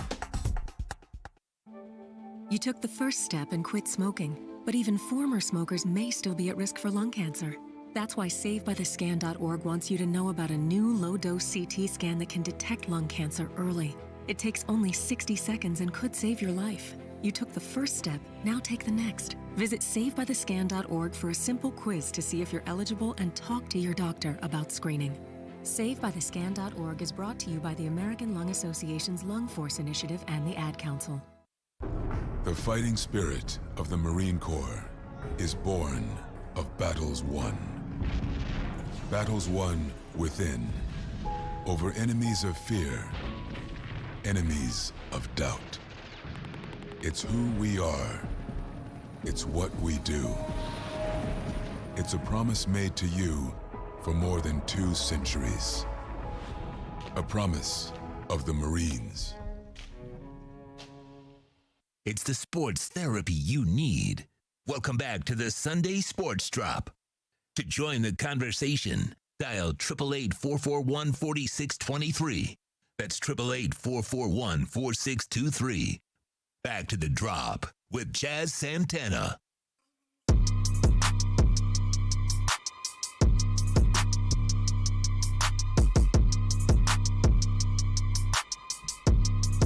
Welcome back. Thank you to Chris Chase for joining us there on the program to talk a little Miami Marlins baseball as they begin their season. 1-2, but they're playing well. So, well, at least the pitching is doing well. The starting pitching is doing well. The bullpen needs to shape it up. And they're starting to get the bats around. So we'll see if they can continue to do that. I think it's going to be important for them to be pretty consistent throughout the whole year in order for them to compete even as a wild card. Because that division is strong, man. That's probably the strongest division in baseball, at least on paper in the beginning of the year. You've got New York, Atlanta, Washington. The Nationals are loaded up this year again. And then, of course, the Phillies also, who, not a lot of people are very confident in them. And Christian actually lives in Philadelphia. So he gets to cover the Marlins up there and cover the Phillies a little bit as well. So he's got kind of, his he's got his ear on the on what's going on over there in Philly as well. So but before we get to Paul Austria to talk Canes, I wanted to talk a little bit about this Deshaun Watson situation and what's going on with Deshaun Watson, because we're up to, 21 21 allegations now, 21 lawsuits that have been filed, and then you've got the counter from Deshaun Watson's camp. His lawyers are starting to, saying that they have 18 written, 18 written letters or written, statements saying that, from 18 different massage therapists, which I'll get into that he's a stand-up guy. We've never had any issues. He's never had any issues with any of those masseuses. However, here's one of my biggest questions. You're now talking about 39 different massage therapists in a span of what? A year, 2 years, whatever it is. Now, my question is, how many massage therapists do you actually need, man? Like, that's just weird in and of itself. When you got all these women coming out saying that you've done this, you've done that, and then the other women say, no, he hasn't done anything. He's fine. He's cool. There hasn't been any issues. That doesn't mean that there isn't any issues, though. That just means he didn't have any with them. But how do you have 39, 40, God knows how many more are going to come out and say something? Massage therapists, how many do you actually need? Like, I would think you find one that you really like, and you stick with that person. Man, woman, whatever it is, doesn't matter. Like, you find one that you really enjoy, that really does a good job, and you stick with that person. So how is it that you have, and I can see maybe you switching 2 or 3 within that year, but 39? That's just wild to me, okay? So if you're talking about, 2 or 3 women that come out and do some dumb allegation and kind of do it for clout and to try to get some money and extort some money from the guy, that's fine, right? I'd be like, all right, this is baloney. This is a bunch of crap. It's not real. And those women are gonna, it's gonna, come back to bite them, right, in the butt. But now when we're talking about 21 women, at some point you got to think to yourself, okay, maybe this guy is not, that great of a guy like some people say, and then you've got this one masseuse coming out who is talking about how she did sleep with Deshaun Watson, but that they're, no big deal. I mean, it was all consensual or whatever, and that she's a massage therapist. But, however, she's never had anything online saying that she's a massage therapist. But you also have her tweeting, talking about how, she wants to get certain areas licked and this, that, and the other. Like, what the hell? Like, is that the person that you really want to trust with some sort of deposition, some sort of statement? Like, is that the type of credibility that you're trying to build for his case, that he's a stand-up guy? I mean, like, it's just weird to me, man. It's just weird to me how many women have... It's not weird to me, right? Because, I mean, at this point, like, nothing surprises me anymore with anybody, men, women. It doesn't really matter to me. Like, I'm just not surprised by it. But it's just crazy how you've got 21 women saying one thing and then 18 saying another, and then the fact that it's 39 women that he's had as a massage therapist, like, that's just like, that's wild, man. But all I know is that he's probably not going to play football this year, and if all of this is true, then he's probably never going to play football again, and that's the sad part about it, right? We were talking about it before, about him being a top 5 quarterback in this league, being special and young, 25 years old, and now all of a sudden we're talking about this. Like, that's another thing, right? That just feels off also, how all of a sudden he's, this happened, this comes to light, that he starts to get, accused of all this stuff also. So there's just too many crazy things going on in that story that I'm just not a big fan of, and I don't like to talk about it too much. Like, I'm giving it time now because it's fresh and all that, but at some point you got to be like, okay, enough. I'm done with it. Like, just let it play out. It's going to keep going and keep going and keep going. So at this point, just whatever, just it is what it is, and that's it. Anyways, kind of segueing into some other NFL news and a little more local news with the Miami Dolphins. Again, I haven't been able to really talk about this, right, because I was off last week. So, fans are probably wondering at first, right, when they made that first trade, when the Dolphins made the trade to move out of the third spot with San Francisco and get their 12th and a few extra first rounders and some picks in 2022 and all that. You had to wonder, okay, well, maybe they're looking for something different in 12, or, after they signed Will Fuller and Malcolm Brown, the running back Malcolm Brown, that maybe, they're going to hold off and, they don't necessarily need to get the Devontae Smith or Jamar Chase or even Kyle Pitts, right? Which we'll talk about now also, but or Najee Harris at, maybe they're moving back. I don't know what they're doing. Who knows what Chris Greer and Flores are thinking about. But then immediately, like 10 minutes later, they trade back into the top 10 and trade back into the 6 to pick number 6 with Philadelphia, right? And give Philadelphia their 12th pick. So it gets you thinking, right? There's a method to this madness. There's a method to what the Dolphins are doing, man. And the pick's got to be Kyle Pitts now, right? It's got to be Kyle Pitts or Jamar Chase, right? Those are the names that we keep hearing.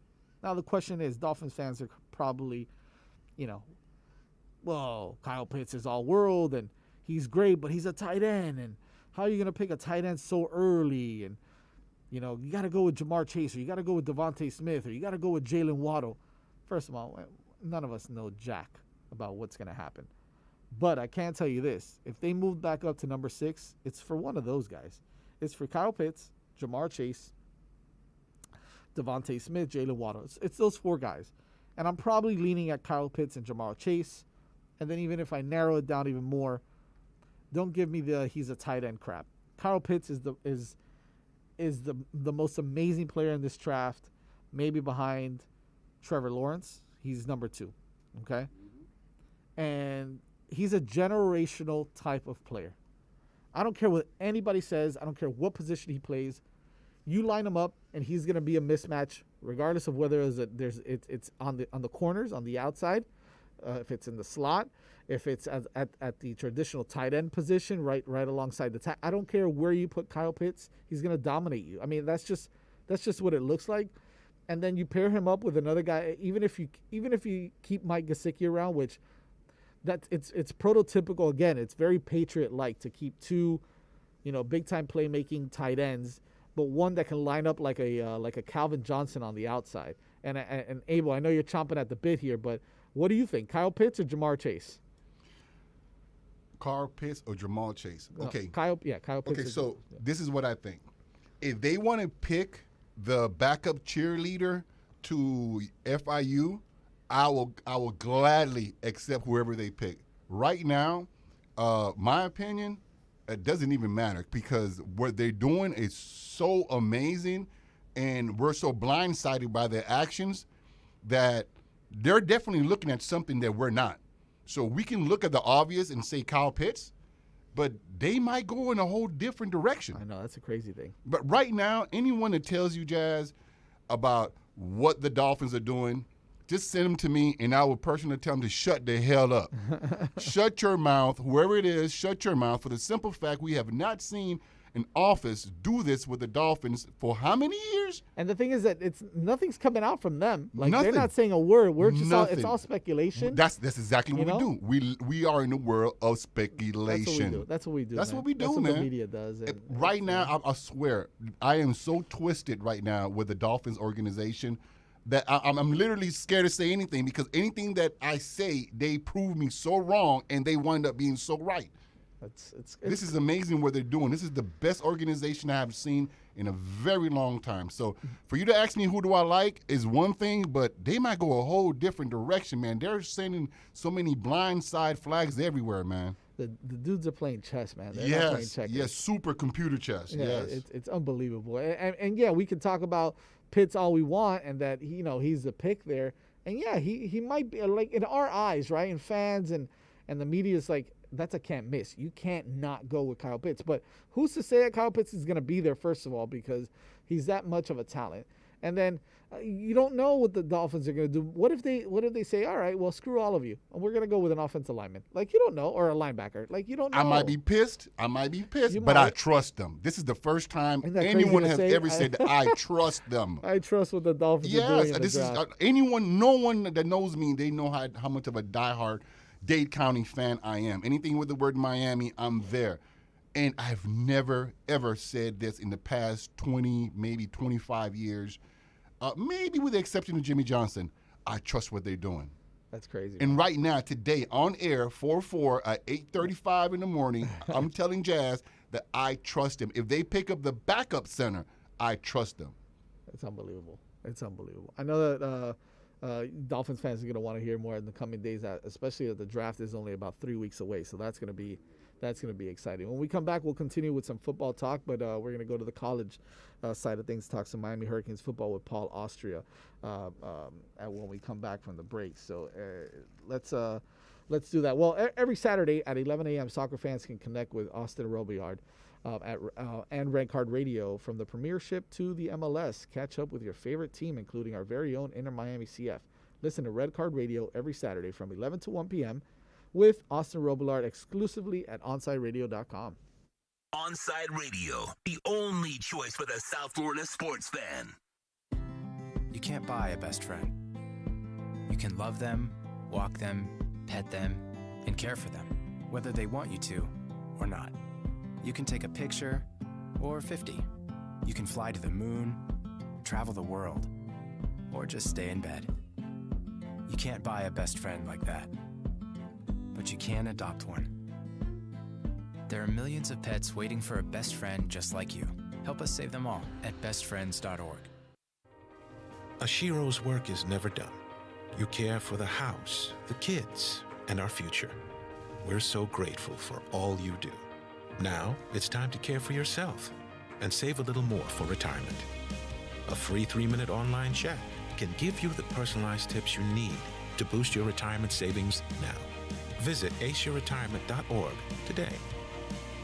A public service announcement brought to you by AARP and the Ad Council. Hey everybody, it's Good Greek Moving and Storage, and for over 2 decades, they've been entrusted to handle all of your moving and storage needs. And now, Good Greek is the official mover of Inter Miami CF. And if Inter Miami trusts the Good Greek, you should too. For the best move ever, whether it's across town or across the country, go to GreekMoving.com. That's GreekMoving.com for Good Greek Moving and Storage, the official movers of your Inter Miami CF. If you missed Omar Kelly and the Miami Dolphins report sponsored by EJDconstruction.com today, you missed this. When we're talking about building it and building things right, like EJD Construction does, when we're talking about building things right, look at what the Dolphins have done with free agency over the past couple of years. Just look at last year's deal. Which contract did you sign last year that was a good contract? That did you feel like you've got value for? Do you feel like the players are going to play the entire duration of their career? You feel like you're not overpaying? Omar Kelly and the Miami Dolphins report, brought to you by EJD Construction. Count on a company that's an A-rated member of Angie's List and the Better Business Bureau. EJDconstruction.com. Hey, it's Big O. You know, air quality in your home or business is so important now, folks. That's why you've got to call M&S Air Conditioning. Let them install high-efficiency polarized air filter in your AC unit that attracts, captures, and destroys biological contaminants to improve your air quality. M&S is always on call from 7:30 a.m. till 9 o'clock p.m. and, of course, emergency Sundays. Call for more info on high-efficiency air filters and their preventative maintenance plans. Visit M&S Air Conditioning at ac-florida.com. I'm Ryan Seacrest. First responders are people who stand for a greater purpose. They will be there for you when nobody else is, to help you, your family, your community. This is their selfless promise. This is their sworn duty to protect, to serve, to help. They put themselves in harm's way for us. They come to the rescue at times when we need them most. First responders are making enormous personal sacrifices to keep showing up for us and fighting the good fight. Nearly 70% of all firefighters are volunteers. That means when they get injured or quarantined, they may not have a way to pay their rent or keep their family safe and fed. No matter who you are or where you live, when you call 911 and ask for help, first responders show up. Now, let's show up for the people who show up for us every day and every night. Go to firstrcf.org and make a difference today. It's the sports therapy you need. Welcome back to the Sunday Sports Drop. To join the conversation, dial 888-441-4623. That's 888-441-4623. Back to the Drop with Jazz Santana.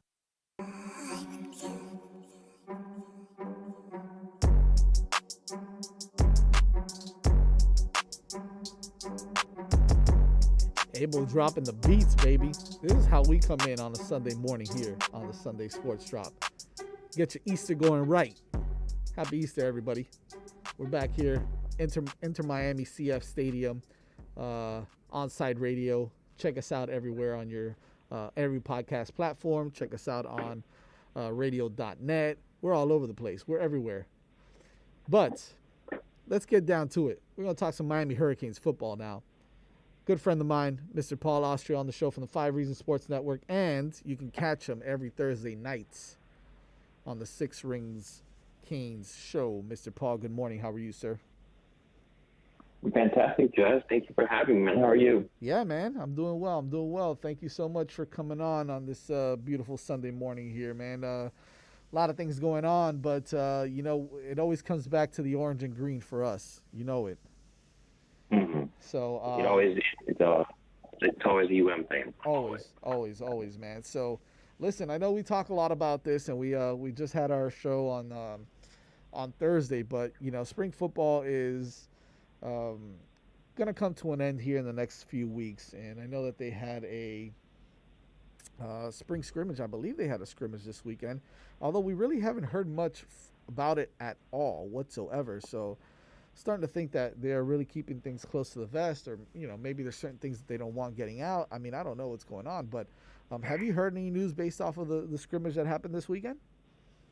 I have not heard an inkling about that, and actually, it totally I think they've been so tight-lipped about it. If there was one, that I forgot that that was a possibility that they're going to have a spring scrimmage. So I mean, hopefully that silence is good news. That they're trying to like hide a sleeper or something. But I've not heard. I've heard as much as you have. Yeah, we're gonna implement the "no news is good news" mantra here. The benefit of the doubt. Yeah, whatever, right? But it's so funny though, because if you notice that most teams in South Florida, whether it's college or professional, I mean, man, a lot of stuff doesn't leak out. Whether it's the Heat or the Panthers or the Dolphins or the Canes, which is nice, man. Nobody needs to know our business anyway. Stay out of our business. You always want to talk crap anyways, media. Anyways, getting to it, spring football. Obviously, very impressed by certain players that a lot of people are talking about, primarily the quarterback position, and that's it's the sexy position that everybody wants to talk about, especially with De'Aaron King, nursing that ACL, who apparently Manny Diaz is saying is going to play against Alabama. Like, there's no doubt about it. But regardless, you're seeing guys like TVD, Tyler Van Dyke, and Jake Garcia really stepping up in practice. Talk to me a little bit about their development and what you've heard or what you've seen so far from both kids playing. One thing you can't really forget is that, I think it was the 2020 class where, they bring in Tyler Van Dyke, who is a 4-star recruit. But I feel like all the hoopla was just around bringing in De'Aaron King, and now he was going to be like, the next big thing, finally a quarterback that Miami could depend on this upcoming season, which, he was nothing short of that. But, I think now we're starting to see how good TVD is with a full spring. And I think that, because part of me thinks that this really isn't a surprise to see how well he's doing. I mean, he's, with King out, he's pretty much taking all the QB1 reps. And I mean, so far so good. He's been getting a lot of rave reviews from his teammates as well as Coach Lashley. He did pretty well in the spring scrimmage. I mean, and the thing is, he has the ideal size of 6'4". I think one thing that a lot of critics were bringing up was that he did play his high school football in Connecticut. But I mean, to me, I think to be rated that high, he's still going to all the combines, and I'm still thinking he's definitely playing some sort of high level in competition, at his high school. But I mean, right now, I mean, you're kind of seeing a product of his development, Lashley's coaching, and I think that watching just hearing all these things about him definitely makes him more comfortable in the case where De'Aaron King cannot play against Alabama on September 4th. That they still have a pretty good gunslinger and TVD waiting in the wings. And I mean, you can't forget about Jake Garcia, that really high heralded quarterback recruit that they brought in this past class. And I think he completed 15 19 passes for about 180-ish yards. Kid's the real deal. I think that he definitely – I don't think that TVD has this locked up, but I think it's one of those things where, if they're playing Bama tomorrow and King could not play, you're definitely going to see TVD out there. And, it's exciting. I think that I was kind of hoping – I really initially thought that, even with the hype with Jake Garcia, I thought TVD would be like an automatic, shoe-in. But it's nice to see that even with Garcia dealing with a foot injury that's been lingering since high school, that he's still showing out, and even the guys on the team trust him. So, I mean, I think that, if there's one position that I probably have less worry about than others, it definitely would be quarterback, because I feel like, we're going to have someone that whoever's lining up at under center on September 4th is going to be ready. Isn't that nice though to say, right? Like, when's the last time you said, I'm not really worried about the quarterback position at all. I feel comfortable there. Like, when's the last time we really said that confidently, right? Like, not even when, Kaya was here. I was like, okay, well, what's gonna happen with Kaya? Is this one gonna take over? Is this one gonna compete with him? Well, okay, now the last season, okay, yeah, maybe we're kind of comfortable with him. And the same thing with, we were never like that with Rozier and whoever else was here. I can't even remember half the guys that were here with Rozier, right? And then N'Kosi Perry. It's like Rozier, Perry, then Jaron Williams. And then like back to Perry, and then it was terrible. It was terrible. Now, what we're worrying about is, well, who's going to win the number 2 starting spot, right? Like, they're both playing out of their mind. This is great. Awesome. Now, we're kind of turning it over to the other side of the football, right? Because we've heard that the offensive line has been ahead of schedule as well, playing really well, ahead of the defensive line, and just the defense as a whole. Not that we're hearing terrible things, but look, listen, they're getting back to it. They're getting back into it with Manny Diaz as the defensive coordinator now, calling the shots up there, and getting Jess Simpson back. I think what Jess Simpson is doing is kind of teaching these guys, how to do things his way. And so since he's been gone for a few years, these guys were not recruited by him, or maybe they were, but they weren't with him. So you still have to train the Harveys and the Williams brothers. I call them the Williams brothers. The Williams brothers and all the other guys, how to kind of do things the Jess Simpson way. So it's going to take them some time to kind of learn the program, I guess the system that Jess Simpson runs. However, what are you excited about on the defensive side of the football, just from a whole standpoint? I think that I definitely am excited about Manny Diaz calling the shots again. I think, I look back to the 2019 season. Record-wise, it was kind of horrid. They finished 6-7.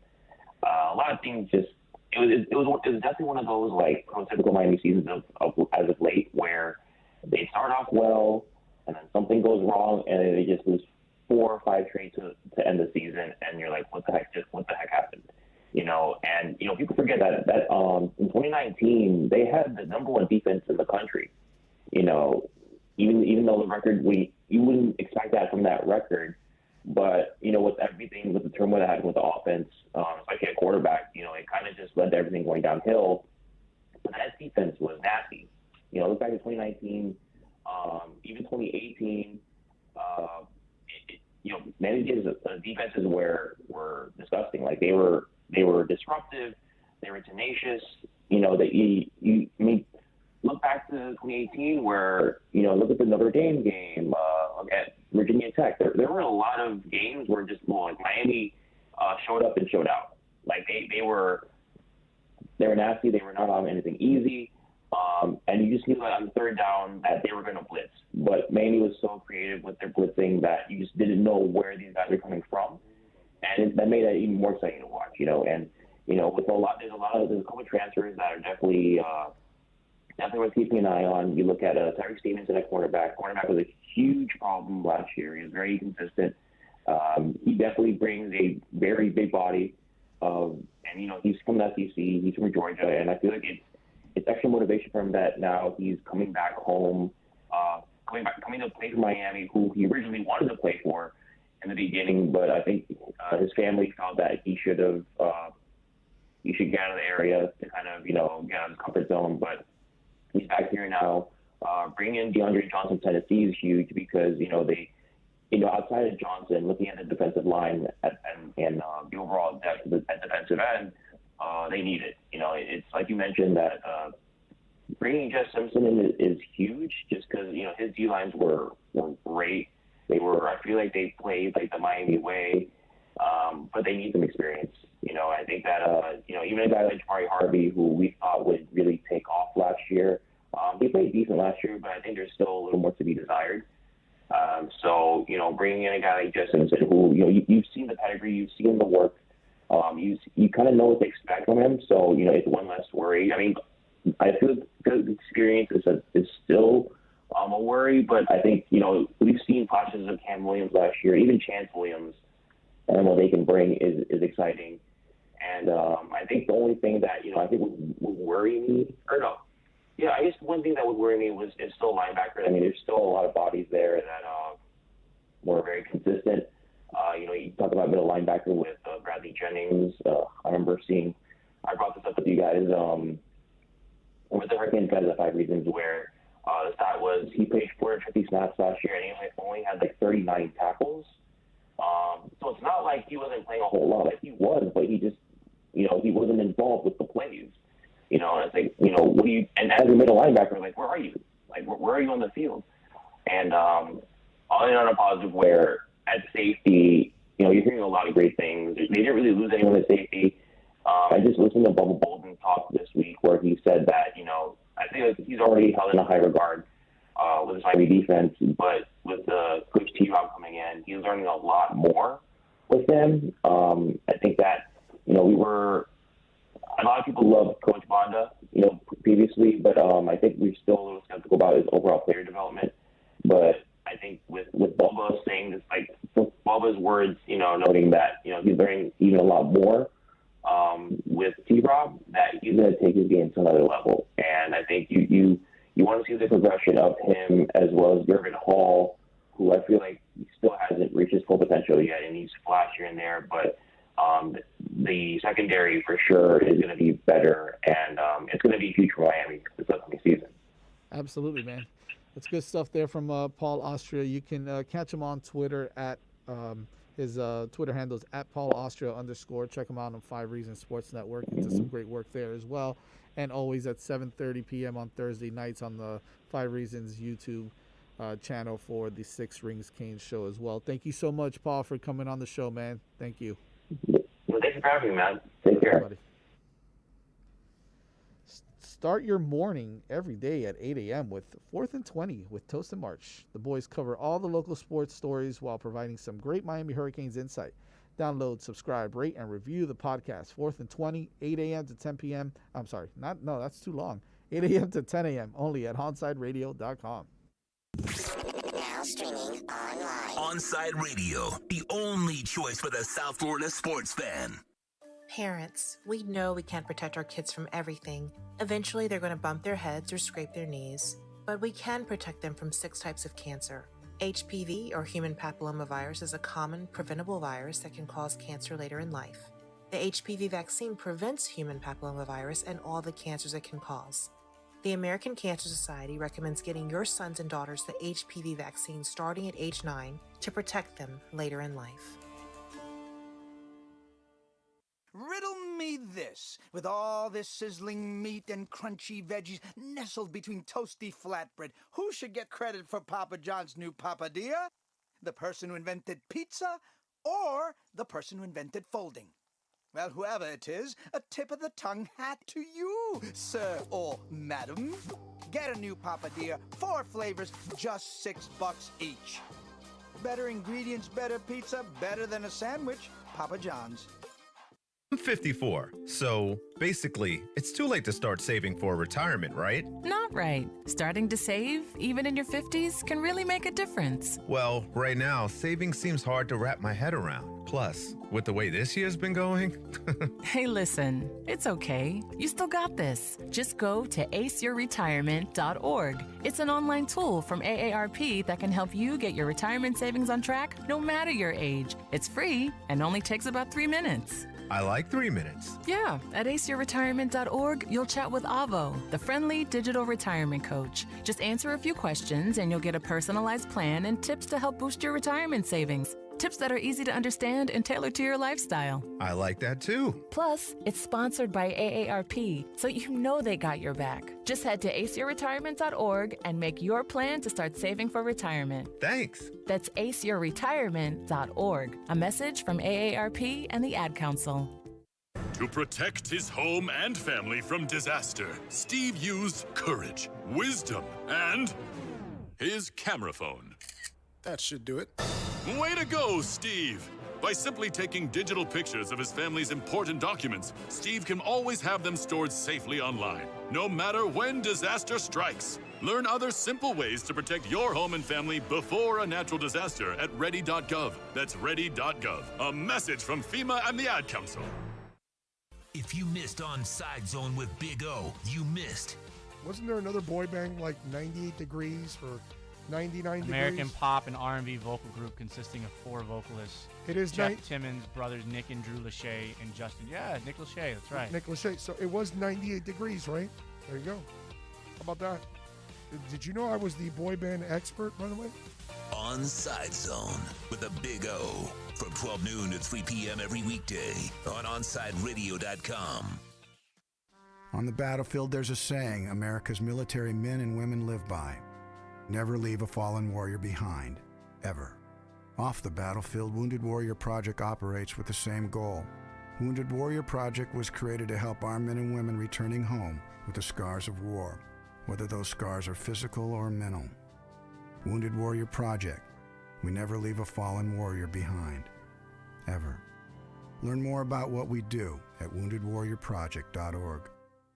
What is dedication? I am the father of a 9-year-old little girl and a 6-year-old little boy, and I find fatherhood both relentlessly challenging and relentlessly rewarding. My daughter is biological and my son is adopted.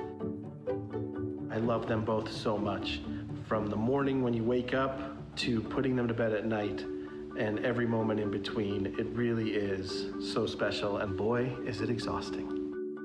One thing that I fear about being a parent is the future for my children. I think a parent's job is to protect our children, but also prepare them for the world so they become good, kind human beings. But I'm also hopeful that the future holds a more inclusive and compassionate world for them.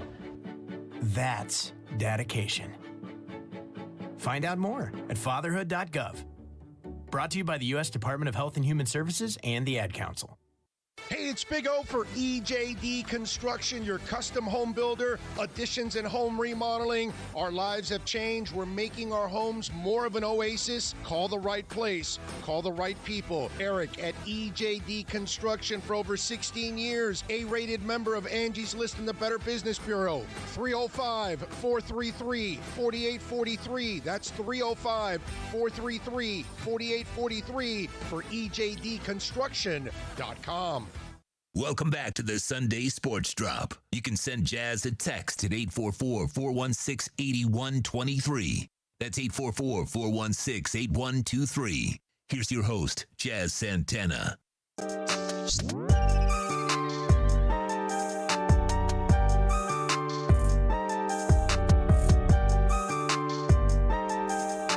Welcome back here to the Sunday Sports Drop. Jazz Santana. By the way, you guys can catch me on Twitter at Jazz Santana. And of course, make sure you tune in to the podcast. They'll be dropping soon. Actually, I think they're already out, some of the segments, so you can definitely check that out on any podcast platform that you use, radio.net app.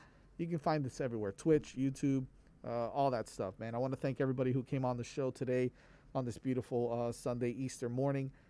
Brady Hawk at the end, the 7 o'clock hour, and then of course Christian Chase to talk Marlins, and recently, right now, we just spoke with Paul Austria as well, some Miami Hurricanes football.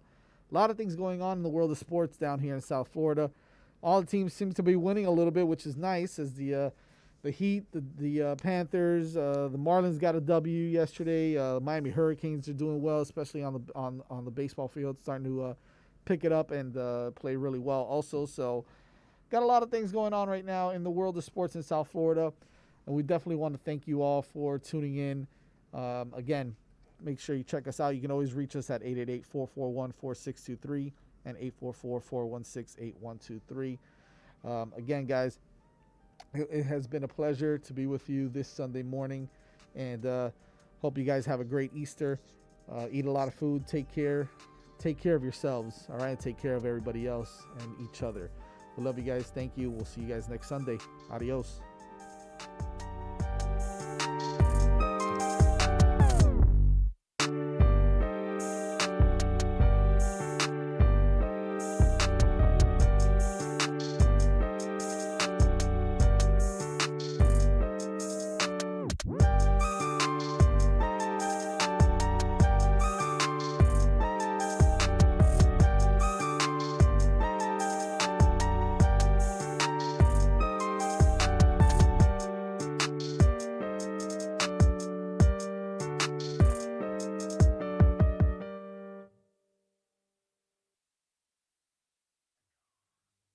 From South Florida to the world, no station in South Florida provides more live and local sports talk. This is like rock and roll with no music. Follow us on social media at Onside Radio. ADHD. It's the child who can't pay attention or sit still in school, right? The answer may be yes. Attention deficit hyperactivity disorder, or ADHD, can be complicated and it can last a lifetime. Living with a condition can sometimes be a challenge. It may take years to accept a formal diagnosis, and it's not always easy to find the right treatment plan. Did you know that up to 75% of children and adolescents with ADHD have at least one additional mental health condition that also requires a comprehensive approach to treatment? ADHD guidelines were recently updated to reflect the need to screen for associated disorders. Be sure to talk with your child's doctor about proper screening and visit moretoadhd.com for additional information. That's moretoadhd.com. This message has been brought to you in partnership with ADA, ACO, and CHAD. These are unprecedented times, challenging how the YMCA works to strengthen community as we have for nearly 170 years. But we've always found ways to help people and communities in times of crisis. Right now, Ys across the country are providing emergency childcare, shelter, food programs, and outreach to seniors. But we can't do it alone. Whether you're connected to the Y or have a fond Y memory, we need you to stay with us. Reach out to your local Y today and stay with us for a better us. Hello, Inter Miami CF fans! Download the Drink AR app and play inside a first-of-its-kind virtual soccer stadium, hosted by Bodega Trevento and Inter Miami CF, and celebrate your passion for soccer from the comfort of your own home. Find the download links on our Instagram account at Treventus and get our wines delivered straight to your home with a discount for all Inter Miami CF fans. Discover Trevento, a shared passion. I'm Ryan Seacrest. First responders are people who stand for a greater purpose. They will be there for you when nobody else is, to help you, your family, your community. This is their selfless promise. This is their sworn duty to protect, to serve, to help. They put themselves in harm's way for us. They come to the rescue at times when we need them most. First responders are making enormous personal sacrifices to keep showing up for us and fighting the good fight. Nearly 70% of all firefighters are volunteers. That means when they get injured or quarantined, they may not have a way to pay their rent or keep their family safe and fed. No matter who you are or where you live, when you call 911 and ask for help, first responders show up. Now, let's show up for the people who show up for us every day and every night. Go to firstrcf.org and make a difference today. You're listening to OnSideRadio.com. Catch up anytime by downloading the MyTuner Radio app. OnSideRadio.com, South Florida's true hometown station. Fan, time to get in the zone. The Onside Zone. And look, man, I don't care if you're my wife. If I don't agree with you, I'm going to say it. You know what I mean? The Onside Zone. He's a liar. And there's nothing new about that. He's full of crap. If you're believing that, I got a bridge in the Keys. It's the one on the right side. Just want you to know, when you're going south, you'll see the smaller bridge on the right. I've got that one for sale if you're interested. You can join us on the Onside Sports Line, 888-441-4623. That's 888-441-4623. That's the one boy band that I will say, dude, I'll stand up for Boys to Men every day of the week and twice on Sundays. Love those guys. You can join us on the Onside Sports Line, 888-441-4623. That's 888-441-4623. You can connect with us at OnSideRadio.com by sending us a text at 844-416-8123. The Onside Zone with a big O. All right. I need to know I'm not alone. Now take it home as the night begins to fade away. Yesterday, who brought the sauce? I love the sauce. I wanna stay. All right. I love it. It's a Friday. You made it. You made it to Friday. Welcome aboard to the Onside Zone. It's a beautiful thing. It's a beautiful day. We're especially on this show. I know on the next show too, you're gonna feel happiness from Alex Donno's voice, just like mine, because we're watching Ethereum blow up. We're watching Bitcoin blow up, and some other ones. I'll tell you this: when VeChain starts to blow up, that's when I'm gonna also lose my freaking mind. Okay, that's the one that I'm counting on to make a big difference down the line, and maybe a little Cardano too. Looking forward to that one also. But anyway, welcome aboard. Crypto, bro. A really interesting day yesterday in sports as the Heat end up winning, the Panthers end up winning, and unfortunately the Marlins lose in a game where Alcantara cannot do any more than that. And listen, I think it's going to be an issue for this team right now because they're not looked at as a great offense. The part that stands out with that team, when you look at it right from the get-go, it's pitching. It's always what we talk about. Oh, hey, that young staff. They've got, Pablo pitches today. It's pretty cool. Sucks that Sixto now has to get an MRI on his shoulder, but it's kind of the, hey, the Travis Rogers kid, very interesting. That's why we're watching, because the pitching department is impressive. You know what I mean? And so it's up to the hitters now. They've got to grow into this position. Now, it's only one game. Maybe their offense is going to be better. But I think that most of us, with common sense, are looking at it like, okay, you kind of know that the starting pitching is pretty damn good and it can keep you in games. But it's going to be up to that offense to mature and find a way to, produce some runs. So today at 7:10, Ryan Yarbrough, taking on Pablo Lopez. We'll see what happens on Saturday. I know they've got Rich Hill. I don't even know who the Marlins are pitching on Saturday. They're off on Sunday, by the way. So Panthers will be back in action tomorrow night against Columbus after beating the Red Wings 3-2 yesterday. Vetrano, Wenberg, and Achari with the goals. And then the Heat with Oladipo's debut. Not much offensively, right? The dunk was really nice. Actually, I was more impressed with Tito's guy, Duncan Robinson, because not only was he shooting, he's driving to the basket. He was the cut to the basket was beautiful, but the pump and then drive to the hoop and lay it up, I was like, yo, Duncan, what's up with that, dude? Come on. All right, I like this. Showing a little variety there, Tito. Were you happy with that?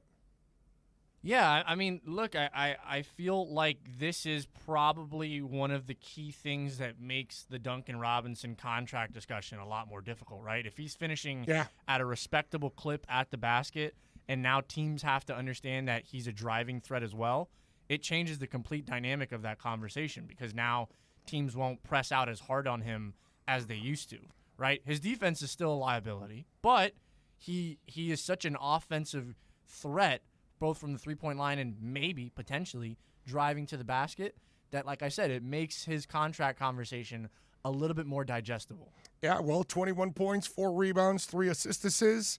Not a bad game for Duncan yesterday. Tyler was 2 of 5 from three-point range, had 20 points. It looks like the young guys are playing with a little bit more, I don't know, I'm not going to say confidence, but maybe security or something, now that they know they're here and they're not going anywhere. That is what it is. Although,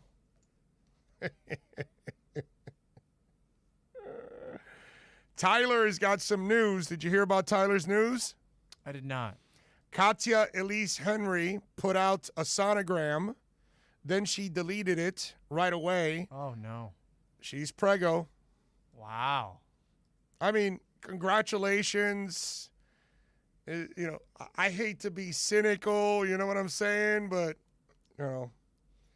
I hope it ends well for the kid. I hope their love is real. You know what I'm saying? Because you're that young. I mean, we're all young, man. And I don't want to assume or anything. Maybe this is a real love affair. It happens that people are young and they fall in love and they actually stay in love and they stay together through good, through bad, through health, through sickness, through rich, through poor. You know what I'm saying? That's what real relationships are all about, right? I mean, nothing's ever rosy all the way through. You're going to have bumps and bruises. You're going to no, I'm not talking physically, by the way. But you know what I'm saying? So I hate to be cynical, but wow, this is a hell of an addition for a young kid like this. And, so I guess she took it down because she's not 3 months. And so maybe, because that whole thing, you don't want to talk about it for the first couple months, and maybe somebody reminded her, and then she took it down, but she's pregnant. So, I'm just hoping this is not baby mama number 1. You get what I'm saying? I'm just hoping this is your only baby mama when it's all said and done, because you got to compartmentalize all this kind of stuff. Some guys can, some guys can't. Some women can, some women can't. It's not the easiest thing in the world to have relationship issues. And in their case, you're talking about a basketball player and an IG model. So the public's going to be involved. Like, we're already involved as it is. Like, I already know about it. You know what I mean? So I know that Katya is already pregnant. So I'm just, I don't mean to be negative about it. I wish them the best. It's just anybody that has lived a life already like I have, and you see somebody so young making those kind of commitments so early when they've got so much of their lives ahead of themselves, and they really know what they want? And I hope, just hope for the best. That's all I'm saying, What did it make you think right away there, Tito? I was just saying congratulations to the kid, man. If that's real, then congratulations to him. Yeah. I don't really, I mean, if he's an adult like he says he is, then he'll handle his business, and that's the end of it. Yeah. Well, we'll see. I just hope his business doesn't become a public Malik Beasley type of thing, right? It was Malik Beasley, right? That was with yes, with the 46-year-old that makes the rounds all over the NBA. What's her name? Larsa Pippen, right? So, I'm just saying, it just wish them the best. I just hope it's not the beginning for Tyler and a lot of mess, down the line. Hopefully it goes smooth. Let's just put it that way. Just got to say it that way. But anyway, congratulations to Tyler and Katya. Time to grow up now. You ain't playing house anymore. Heat get it done against the Warriors, 116-109. Tomorrow they will take on Cleveland at 8 o'clock. And let's see if they've won. They've won what? 3 in a row. 3 in a row now, right? 3 in a row. So Panthers 4 in a row. Heat 3 in a row. Yeah. So not bad. Now we got to get the Marlins, taken off and seeing if they can actually, get it done. So we'll see if they can win tonight. Pablo and the boys, they got to score some runs is what they got to do in this one. So we will definitely find that out. Anyway, a lot of things to talk about on the show. If you want to get in, 888-441-4623. That's 888-441-4623 if you want to get in on the show. Now, we have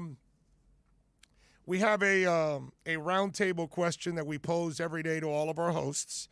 And remember that at the end of the day, Alex Aguirre puts it all together, and then he posts it, and you can actually find all of our roundtable segments at Onside Radio on podcast. So search for Onside Radio, subscribe to it, and download it there. You can see if you missed the E-minutes, they're there. If you missed the roundtable segments and you want to know what Toast and Marsh think about it, what Kai thinks about it, what Donno thinks about it, what Michael Christian thinks about it, if you even care what I think about it, well, you can find all of those opinions in one place there on the roundtable. So check it out. And today's roundtable question, the one we posed, let me read it exactly how it is posed to all of us this morning. Are the Florida Panthers getting the kind of coverage they deserve? Do you feel the media, fans, and social media are giving the team the support they deserve when you consider they're tied with the Lightning with 52 points for the best record in the entire NHL.